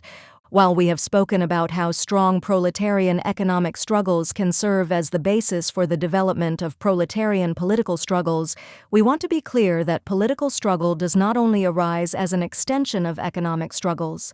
Lenin argues against precisely this economist argument in What is to be Done? Is it true that, in general, the economic struggle is the most widely applicable means of drawing the masses into the political struggle? It is entirely untrue. Any and every manifestation of police tyranny and autocratic outrage, not only in connection with the economic struggle, is not one whit less widely applicable as a means of drawing in the masses. The rural superintendents and the flogging of peasants, the corruption of the officials and the police treatment of the common people in the cities, the fight against the famine, stricken and the suppression of the popular striving towards enlightenment and knowledge, the extortion of taxes and the persecution of the religious sects, the humiliating treatment of soldiers and the barrack methods in the treatment of the students and liberal intellectuals. Do all these and 1,000 other similar manifestations of tyranny, though not directly connected with the economic struggle, represent, in general, less widely applicable means and occasions for political agitation and for drawing the masses into the political struggle? The very opposite is true. Of the sum total of cases in which the workers suffer, either on their own account or on account of those closely connected with them, from tyranny, violence, and the lack of rights, undoubtedly only a small minority represent cases of police tyranny in the trade union struggle as such. Why then should we, beforehand, restrict the scope of political agitation by declaring only one of the means to be the most widely applicable, when Social Democrats must have, in addition, other, generally speaking, no less widely applicable means? Here Lenin is explaining the fundamental importance of the conscious activity of Marxists in advancing the proletarian movement and raising the level of class consciousness to communist consciousness. He is, above all, explaining how political propaganda, from a distinctly proletarian perspective, is essential to developing the class consciousness of the working class, and how this, in turn, prepares the grounds for larger political struggles and ultimately for the revolutionary struggle. The third side of the labor movement is the theoretical struggle. From the beginning of the labor movement, there has been a struggle within it over the correct strategy and tactics to guide it, based on different understandings of class society, including how to evaluate the class interests of the proletariat, the bourgeoisie, and other classes, the role of the state, etc. Equipped with this understanding of the component parts of the labor movement, we can return to our criticism of Comrade Sayres's articulations in thesis number 3. The labor movement by itself, i.e., trade unionism, economism, syndicalism, will not liberate the proletariat. The economic struggle conducted via the unions is just one aspect of the labor movement, alongside political and theoretical struggle. The widespread confusion in the U.S., including amongst communists, on this point reflects the low level of both the U.S. working class movement, where there is, at present, no independent political action by the working class to speak of, and the class movement is limited to the economic sphere, and of communists in this country, who have been plagued by left and right deviations and a low level of theoretical clarity, particularly around these foundational questions, for decades. We emphasize the difference between the labor movement and its economic aspect, not to quibble over semantics, but in order to inform a sound evaluation of correct strategy and tactics across different situations. If we misunderstand the aspects of the working class movement and the relations between them, we are bound to misunderstand our tasks with regard to them. Our second disagreement with thesis number 3 is what we understand to be its equation of participation in the economic struggle of the workers with economism.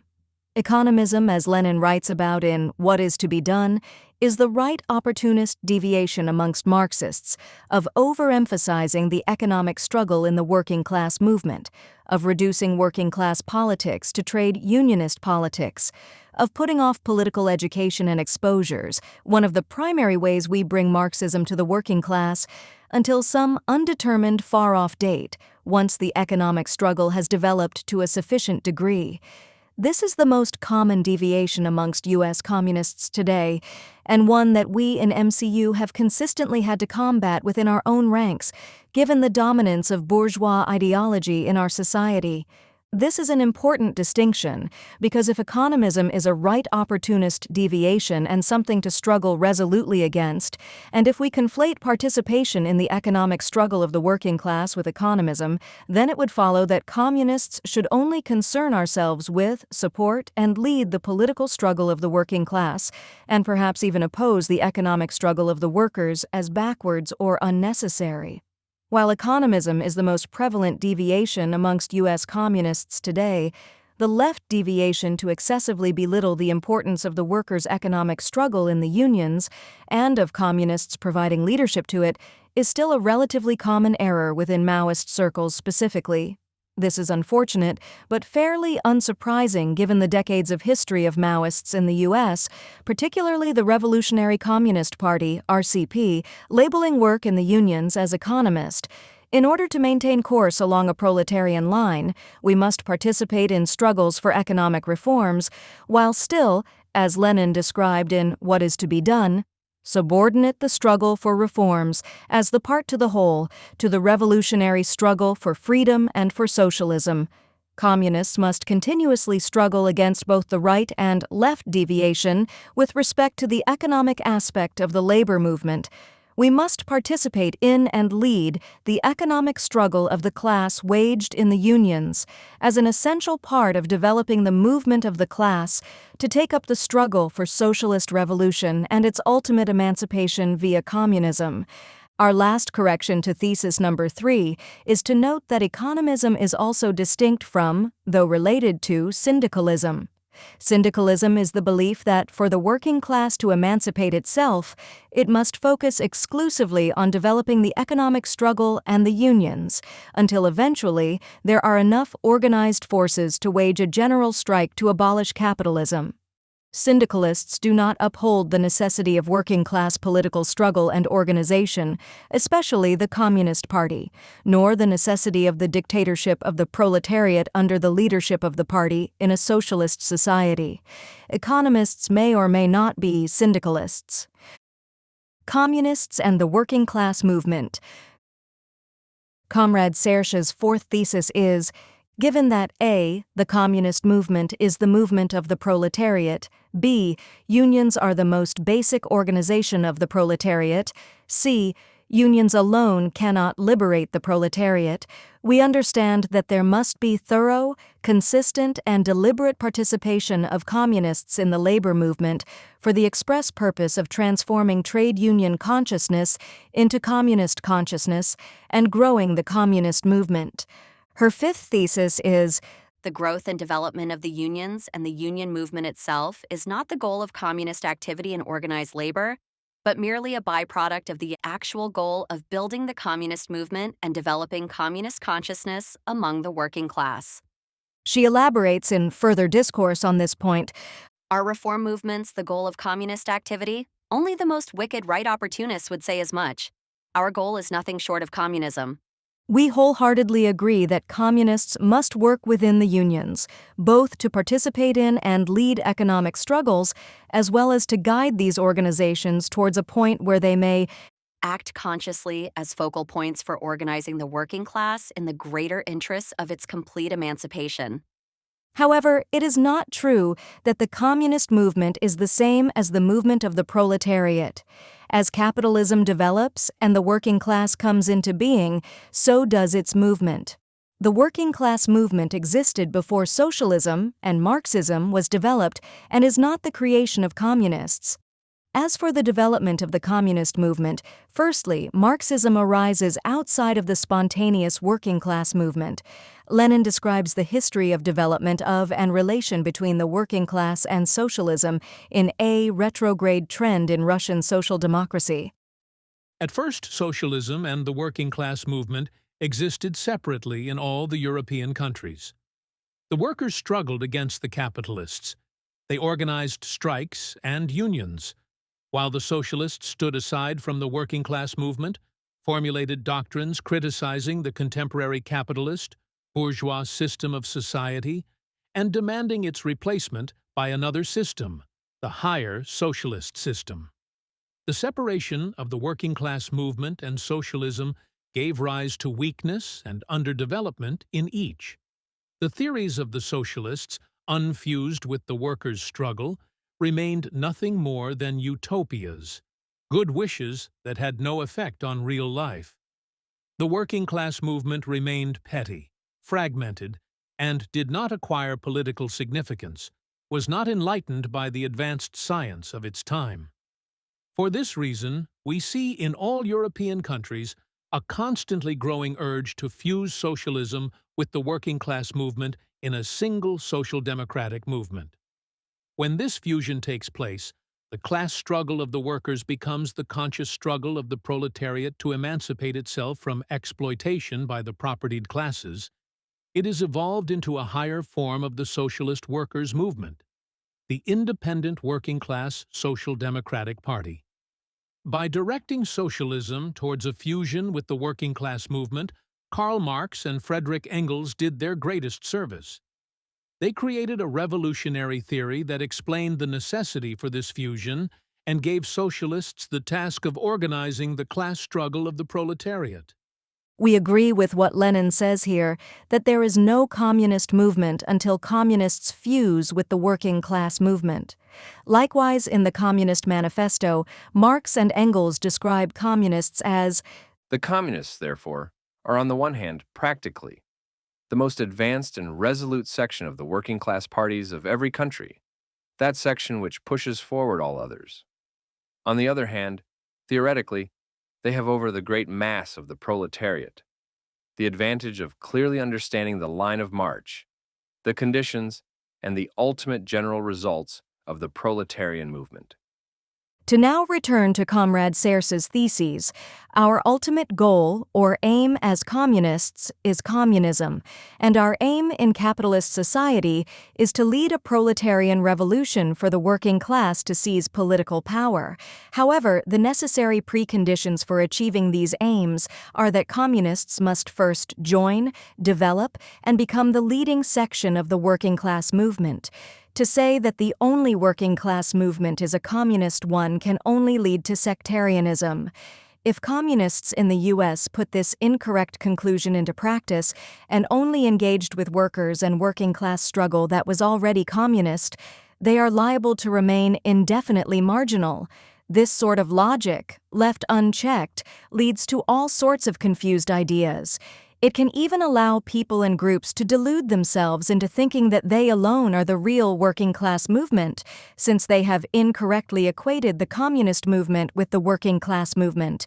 In contrast, to avoid these sorts of sectarian pitfalls, we must unite with and lead the existing working class movement, which is decidedly not guided by communists at present in the U.S., and which never will be if we are purist and remain aloof from it.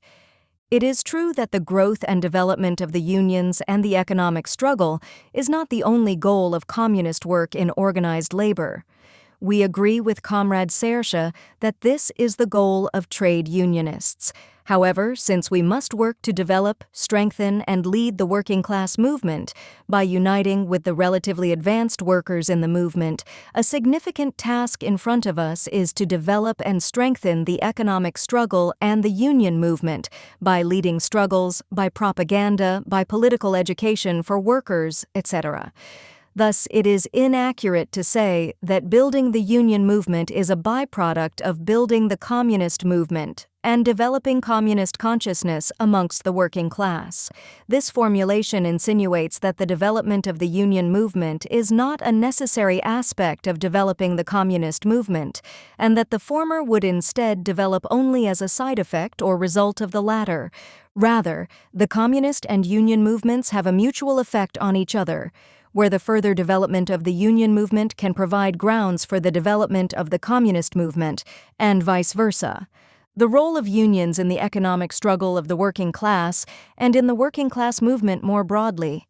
As we stated above, unions are the most basic, broad, and elementary organizations of the working class. Unions initially developed in every country out of spontaneous actions by workers to fight against wage cuts, speed-ups, and dangerous working conditions.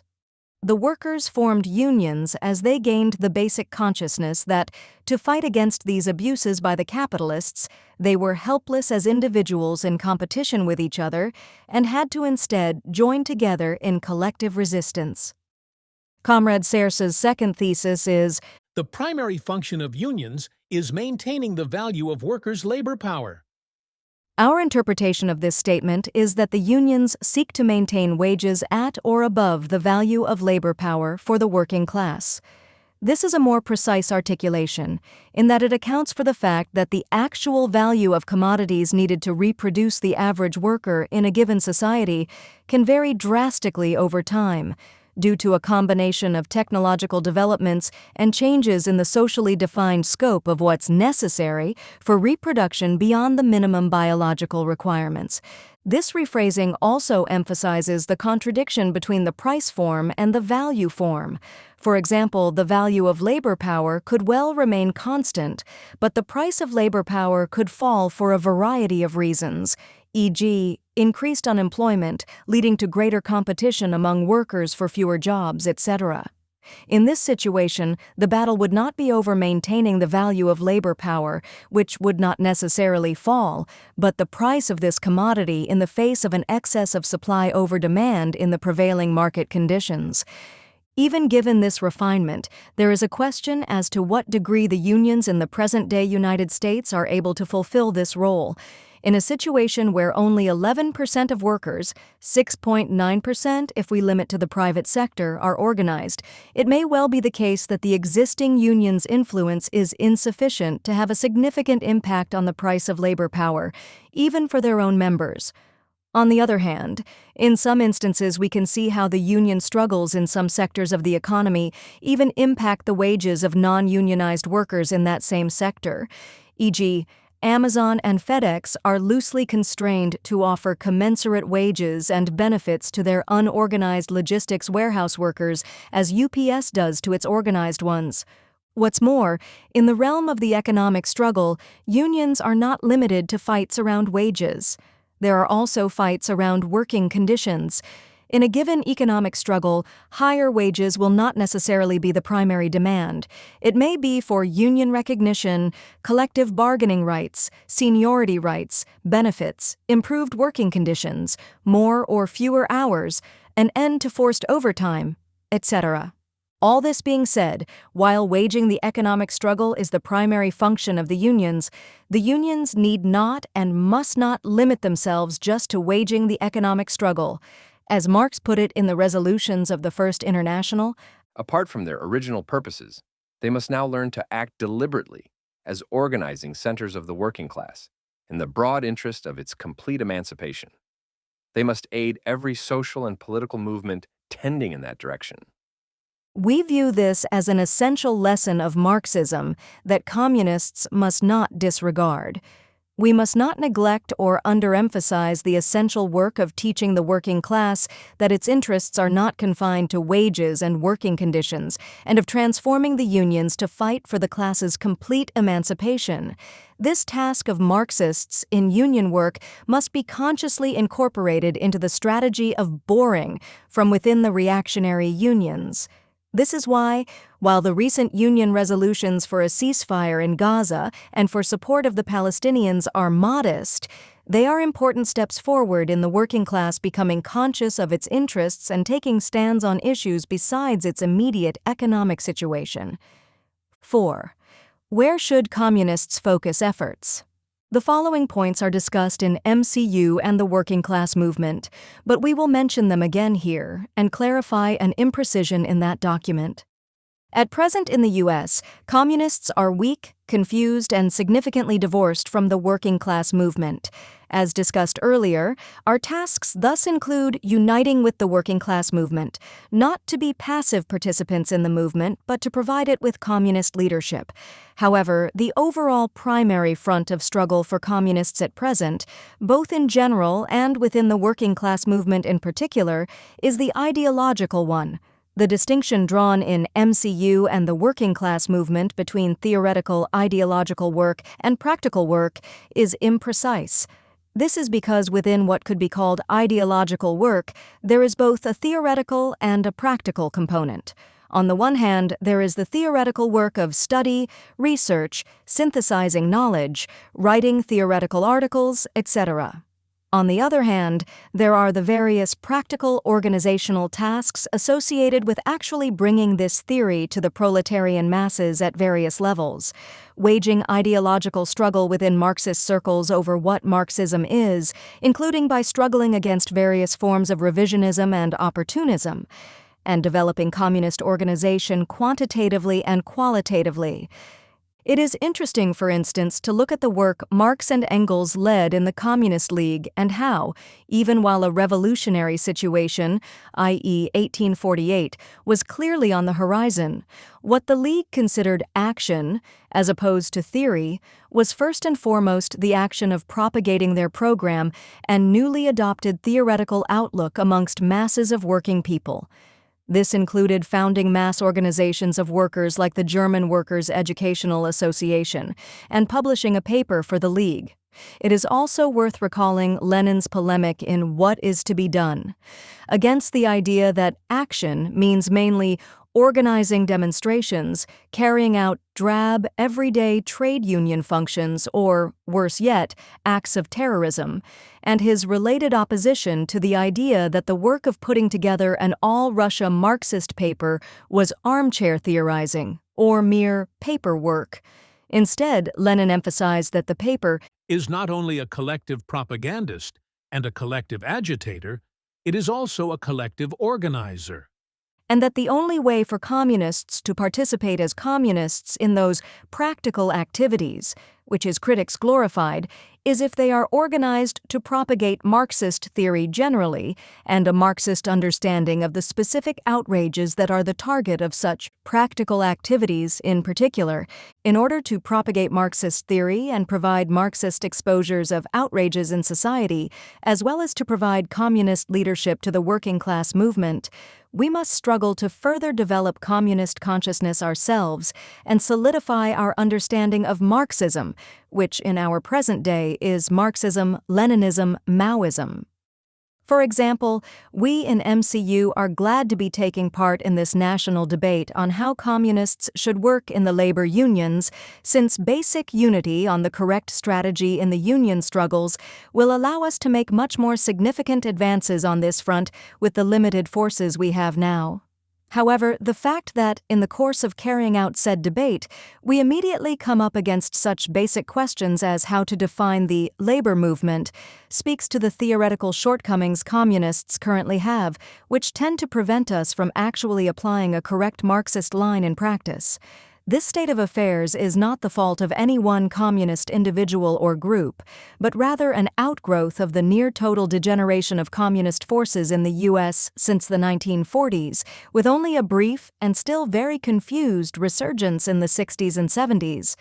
Of course, our orientation in theoretical study and writing must still be towards applying our resulting rational knowledge in practice, since we know this practice is ultimately of primary importance, that is, over theory, in actually transforming the material social reality we are a part of. Despite the various theoretical confusions and shortcomings of communists in the U.S., we should not delay in joining with and providing communist leadership to the working class movement. Leadership entails not just leading various struggles, but also providing clarity on the way forward in these struggles and in the working class movement as a whole. In our practical work in the working class movement, we should prioritize practical ideological work, i.e., propagating Marxism and making Marxist exposures, over practical organizing work, e.g., organizing various economic campaigns on the shop, local, national level. Especially in the U.S., there is a very strong tendency amongst self-identified Marxists in the unions to emphasize practical organizing, doing the real work on the ground, building shop floor militancy, etc., over the task of raising class consciousness. However, our role as communists is not to be trade unionists, but to unite with the advanced workers, relative to the entire working class movement, and win them over to Marxism, while working with them to raise the level of the intermediate workers and win over the backwards. In order to do this, we must of course be engaged in practical organizing tasks, but these are secondary to our practical ideological tasks. Regarding the sections of the working class in which we should focus our practical work and where to get jobs to organize, we agree with Comrade Kat that we should focus on work amongst the industrial proletariat. This emphasis on concentrating our forces principally amongst the industrial proletariat is essential not only at our current juncture, where communist forces are few and weak in the U.S., but it will continue to be the essential section of the working class for communists to base ourselves amongst. While we must conduct more investigation as to which specific sections of the working class constitute the relatively advanced in our current moment, the vanguard section of the working class, the most organized, disciplined, and ideologically clear, will almost surely come from the large-scale industrial proletariat, given how its conditions of existence have historically led to this subset of workers being more open to Marxism and having a higher level of discipline and organization. the industrial proletariat, is also the section of the working class that will be critical in paralyzing the essential sectors of the economy in a revolutionary crisis to facilitate the seizure of working-class political power. The industrial proletariat is also not a class apart from the proletariat, as Comrade Kat says. It is a section of the proletariat. 5. Given the above, how and with what aims should communists work in the unions? In our work in the unions, we should unite with the existing working class movement, develop close links with the relatively advanced workers, gain experience in leading economic struggles, develop study circles for workers to teach them Marxism, and develop ourselves as agitators and propagandists in order to propagate Marxism. Although at present our work in the working class movement will be in its economic struggles, since these are the main struggles the class is waging in the U.S. right now, we must maintain the longer-term view that our role is to guide the working class movement to develop out of its political degeneration. Thus, we must not limit our exposures to those concerning economic issues and must struggle resolutely against economist deviations which are bound to crop up. Furthermore, as stated in MCU and the working class movement, and the fact that theoretical and ideological tasks at present take precedence does not in any way mean that practical work in the economic sphere should be abandoned. However, we should engage in practical economic organizing work that does not take such an inordinate amount of time that we cannot focus on our key ideological tasks. We now return to some of Comrade Kat points about the strategy of boring from within the reactionary unions. We have been studying the history of the CPUSA, gaining considerable influence in the unions and raising class consciousness in the 1920s and 1930s, and this history confirms the correctness of boring from within the reactionary U.S. unions. The basic idea of boring from within is what Lenin laid out in left-wing communism. The unions, including positions of union leadership, are in fact sites of struggle as much as bourgeois parliament. There is in general a need for communists to participate in reactionary unions and contest their leadership, not simply to throw up our hands and say, well, they're reactionary, so the only principled participation with regards to them is to stand apart from them and call for their destruction. This is even more infantile than saying the same about bourgeois parliament because of the importance of unions as the most broad and basic organizations of the working class. Throwing our hands up leaves the leadership of these unions to reactionaries and social opportunists. However, communists should also not fetishize taking leadership of the unions. This is not an end in itself, and right now our efforts certainly cannot be aimed at immediately driving out the reactionaries. Rather, we are partaking in whatever struggles exist in the unions against the employers and these reactionaries in leadership to solidify ourselves and link up with advanced workers. It's very possible, in any given union in which we are now engaging, that we will get a lot out of our participation and leadership within it, but never actually succeed in turning that particular union red. Comrade Kat's sixth thesis is the growth of the communist movement out of the labor movement and the transformation of trade union consciousness into communist consciousness will be achieved through political exposures and organized mass struggle against both the bosses and the reactionary union bureaucracy. Communists must make alliances with the rank and file of each union explicitly against both of these foes, and must not engage in the factional struggles between this and that clique of our class enemies to the detriment of the workers. We have already noted why it is incorrect to equate the labor movement with the union movement, why communist theory and the working class movement arise and develop separately, until such a time as communists bring about a fusion of the two through their conscious activity, and what is needed for the development of a communist movement worth its name, that is, for communists to be the practical and theoretical vanguard of the working class movement. Comrade Kat correctly notes that the transformation of trade union consciousness into communist consciousness will be achieved through political exposures and organized mass struggle against both the bosses and the reactionary union bureaucracy. it is important to note that communist consciousness, as we noted above, cannot arise just because of these factors, but requires the training of the working class in Marxism and political exposure of all major social issues of the day.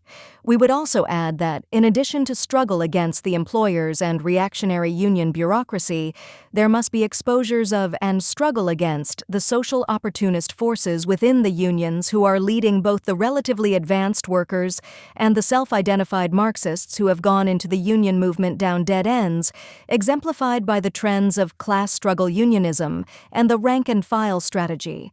At times they will be more significant obstacles to our work in the working class movement than the reactionary leadership, particularly in the theoretical struggle to clarify Marxism to the workers and various Marxists. As communists, we must not limit ourselves only to making alliances with the rank and file against these foes. At certain times, it will make sense to form tactical alliances with certain sections of leadership to exploit contradictions amongst them, and it would be a left deviation to foreclose fully upon this possibility. The CPU, say, in its active and non-revisionist period, allied with certain sections of progressive and opportunist union leadership to oppose the bourgeoisie, and the most reactionary AFL leadership and advance the working class movement. Of course, it was not always possible to do so on terms consistent with the general class interests of the proletariat. Oftentimes, opportunist social democrats were some of the biggest supporters of the reactionary AFL leadership headed by Gompers and Green, just as a section of DSA and PSL members are some of the biggest supporters of the reactionary IBT General President Sean O'Brien today. But the CPUSA's alliances with non-communist forces were key to the advances they made in the 1920s and 1930s. Some key examples include John Fitzpatrick and his progressive allies in the Chicago Federation of Labor, who participated in a strong, though short-lived, Farmer Labor Party movement in the early 1920s, and John Lewis, president of the UMWA, who would be a leading element in splitting the CIO from the AFL and even played a significant role in resisting, even for a relatively short period of time, co-optation of the industrial unionization movement by Roosevelt and his liberal bourgeois allies in the state and the AFL. Forming such alliances does not mean we cease criticism or struggle against opportunism or reactionary union leaders. Nor are these alliances contingent on foregoing our political independence within the unions and working class movement more broadly. The United Front is, of necessity, a front of struggle, working within the reactionary unions, independent unions, and organizing the unorganized. Comrades Kat raises a number of points about the relation between working within reactionary unions, forming independent unions, and organizing the unorganized. Her 11th thesis reads, "Whether we believe it best to work continuously within the reactionary unions or to form our own red unions is still a matter of debate until our Congress. Regardless, we must acknowledge that either way, it will be necessary to work within the reactionary unions, at least for a period of time, and splitting with reactionary unions will be necessary at least in extreme circumstances. A major reason to bore from within the reactionary unions is so that we can drag the reactionary union leadership kicking and screaming to organize the unorganized, especially the unorganized industrial proletariat. This is a particularly important consideration today in the U.S., where union density is at 6.9% among private sector workers. In these circumstances, boring from within the existing unions with their existing membership alone, even if done well, will not put us in a position to advance the working class movement very far. Therefore, we don't fully agree with the following statement in Comrades Kat further discourse. Why would we go into an unorganized workplace within an unorganized industry and subject ourselves to the red-baiting, class collaborationism, and corruption of the existing reactionary unions? This too would be folly.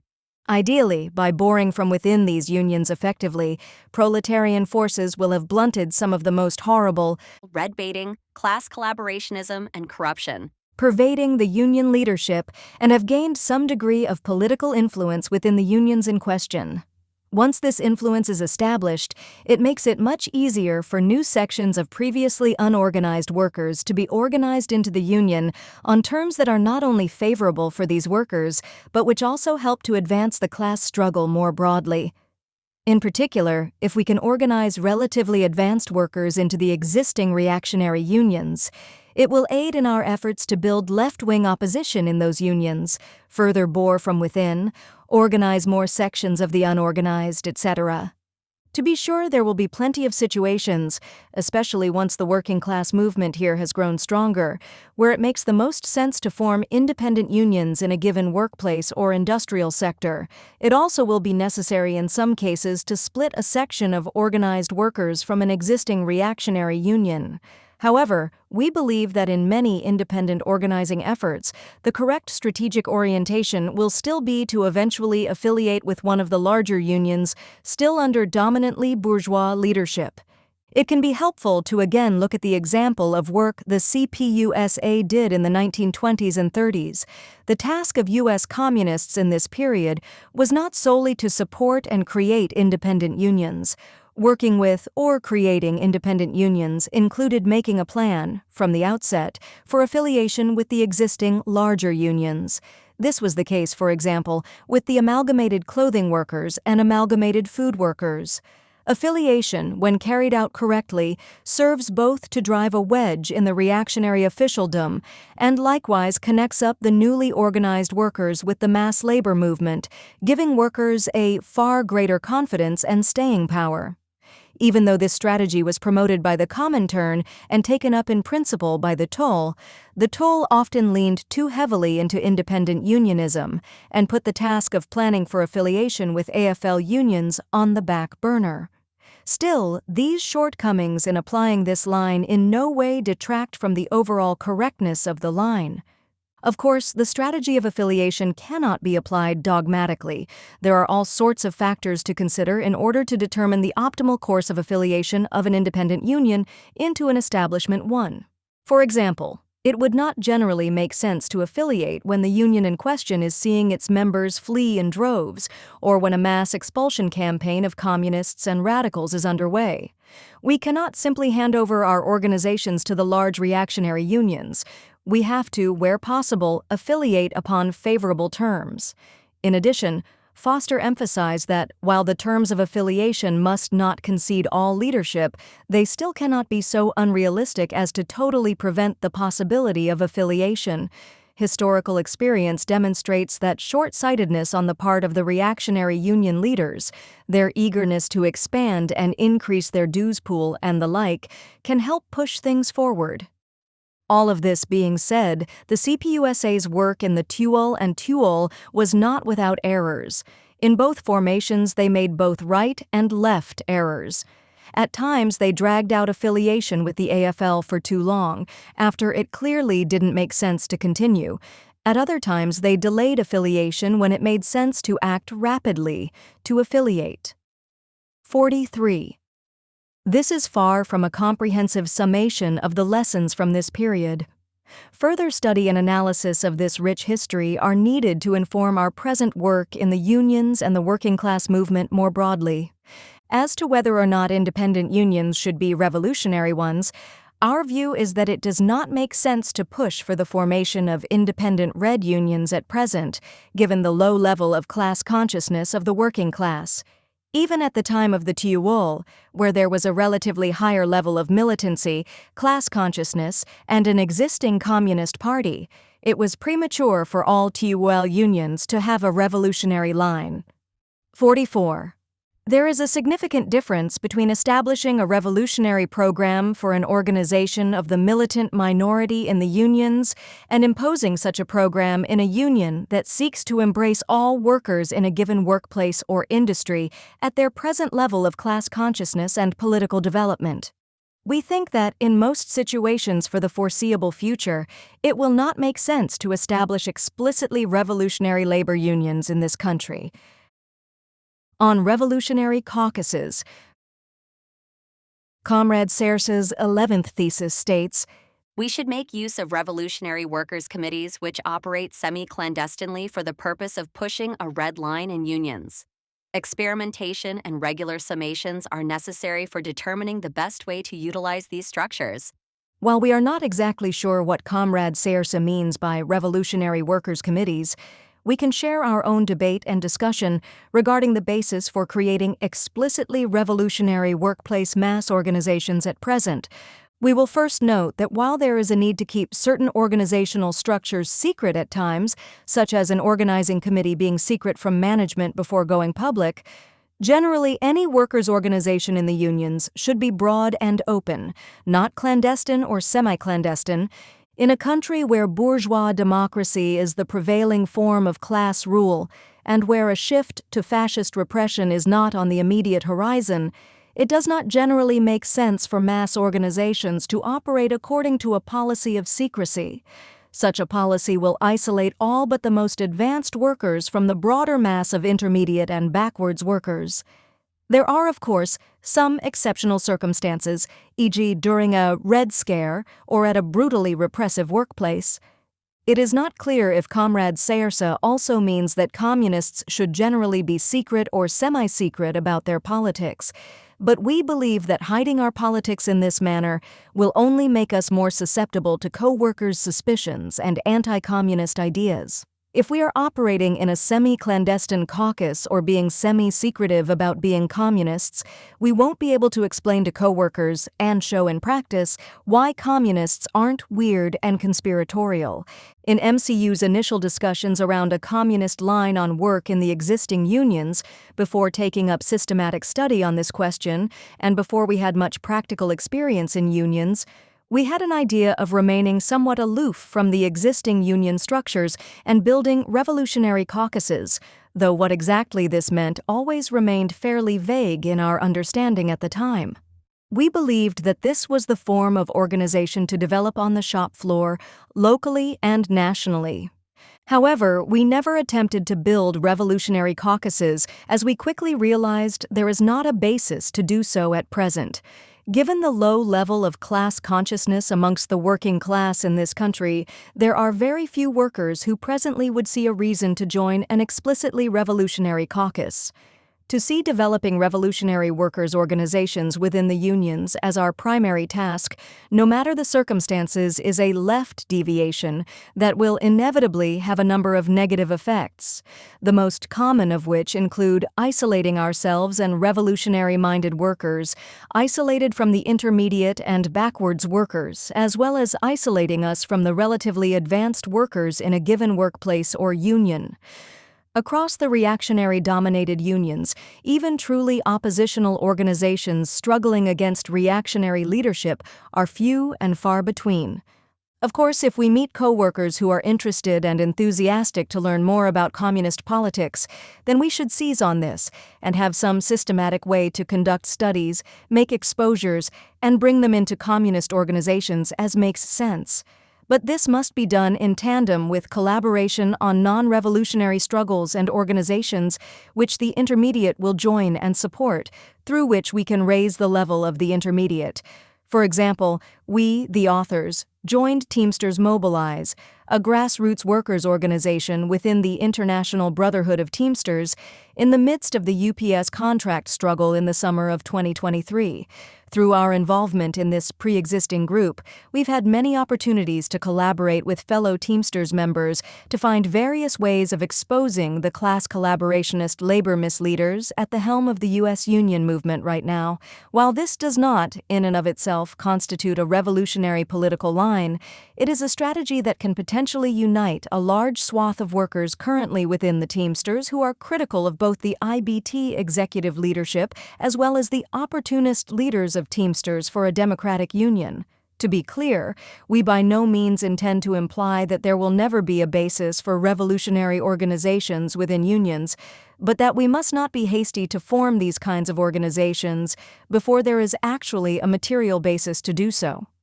We want to emphasize that communists participating in or leading a mass organization that is not explicitly a revolutionary one does not and must not preclude us from providing communist leadership and being open about our views.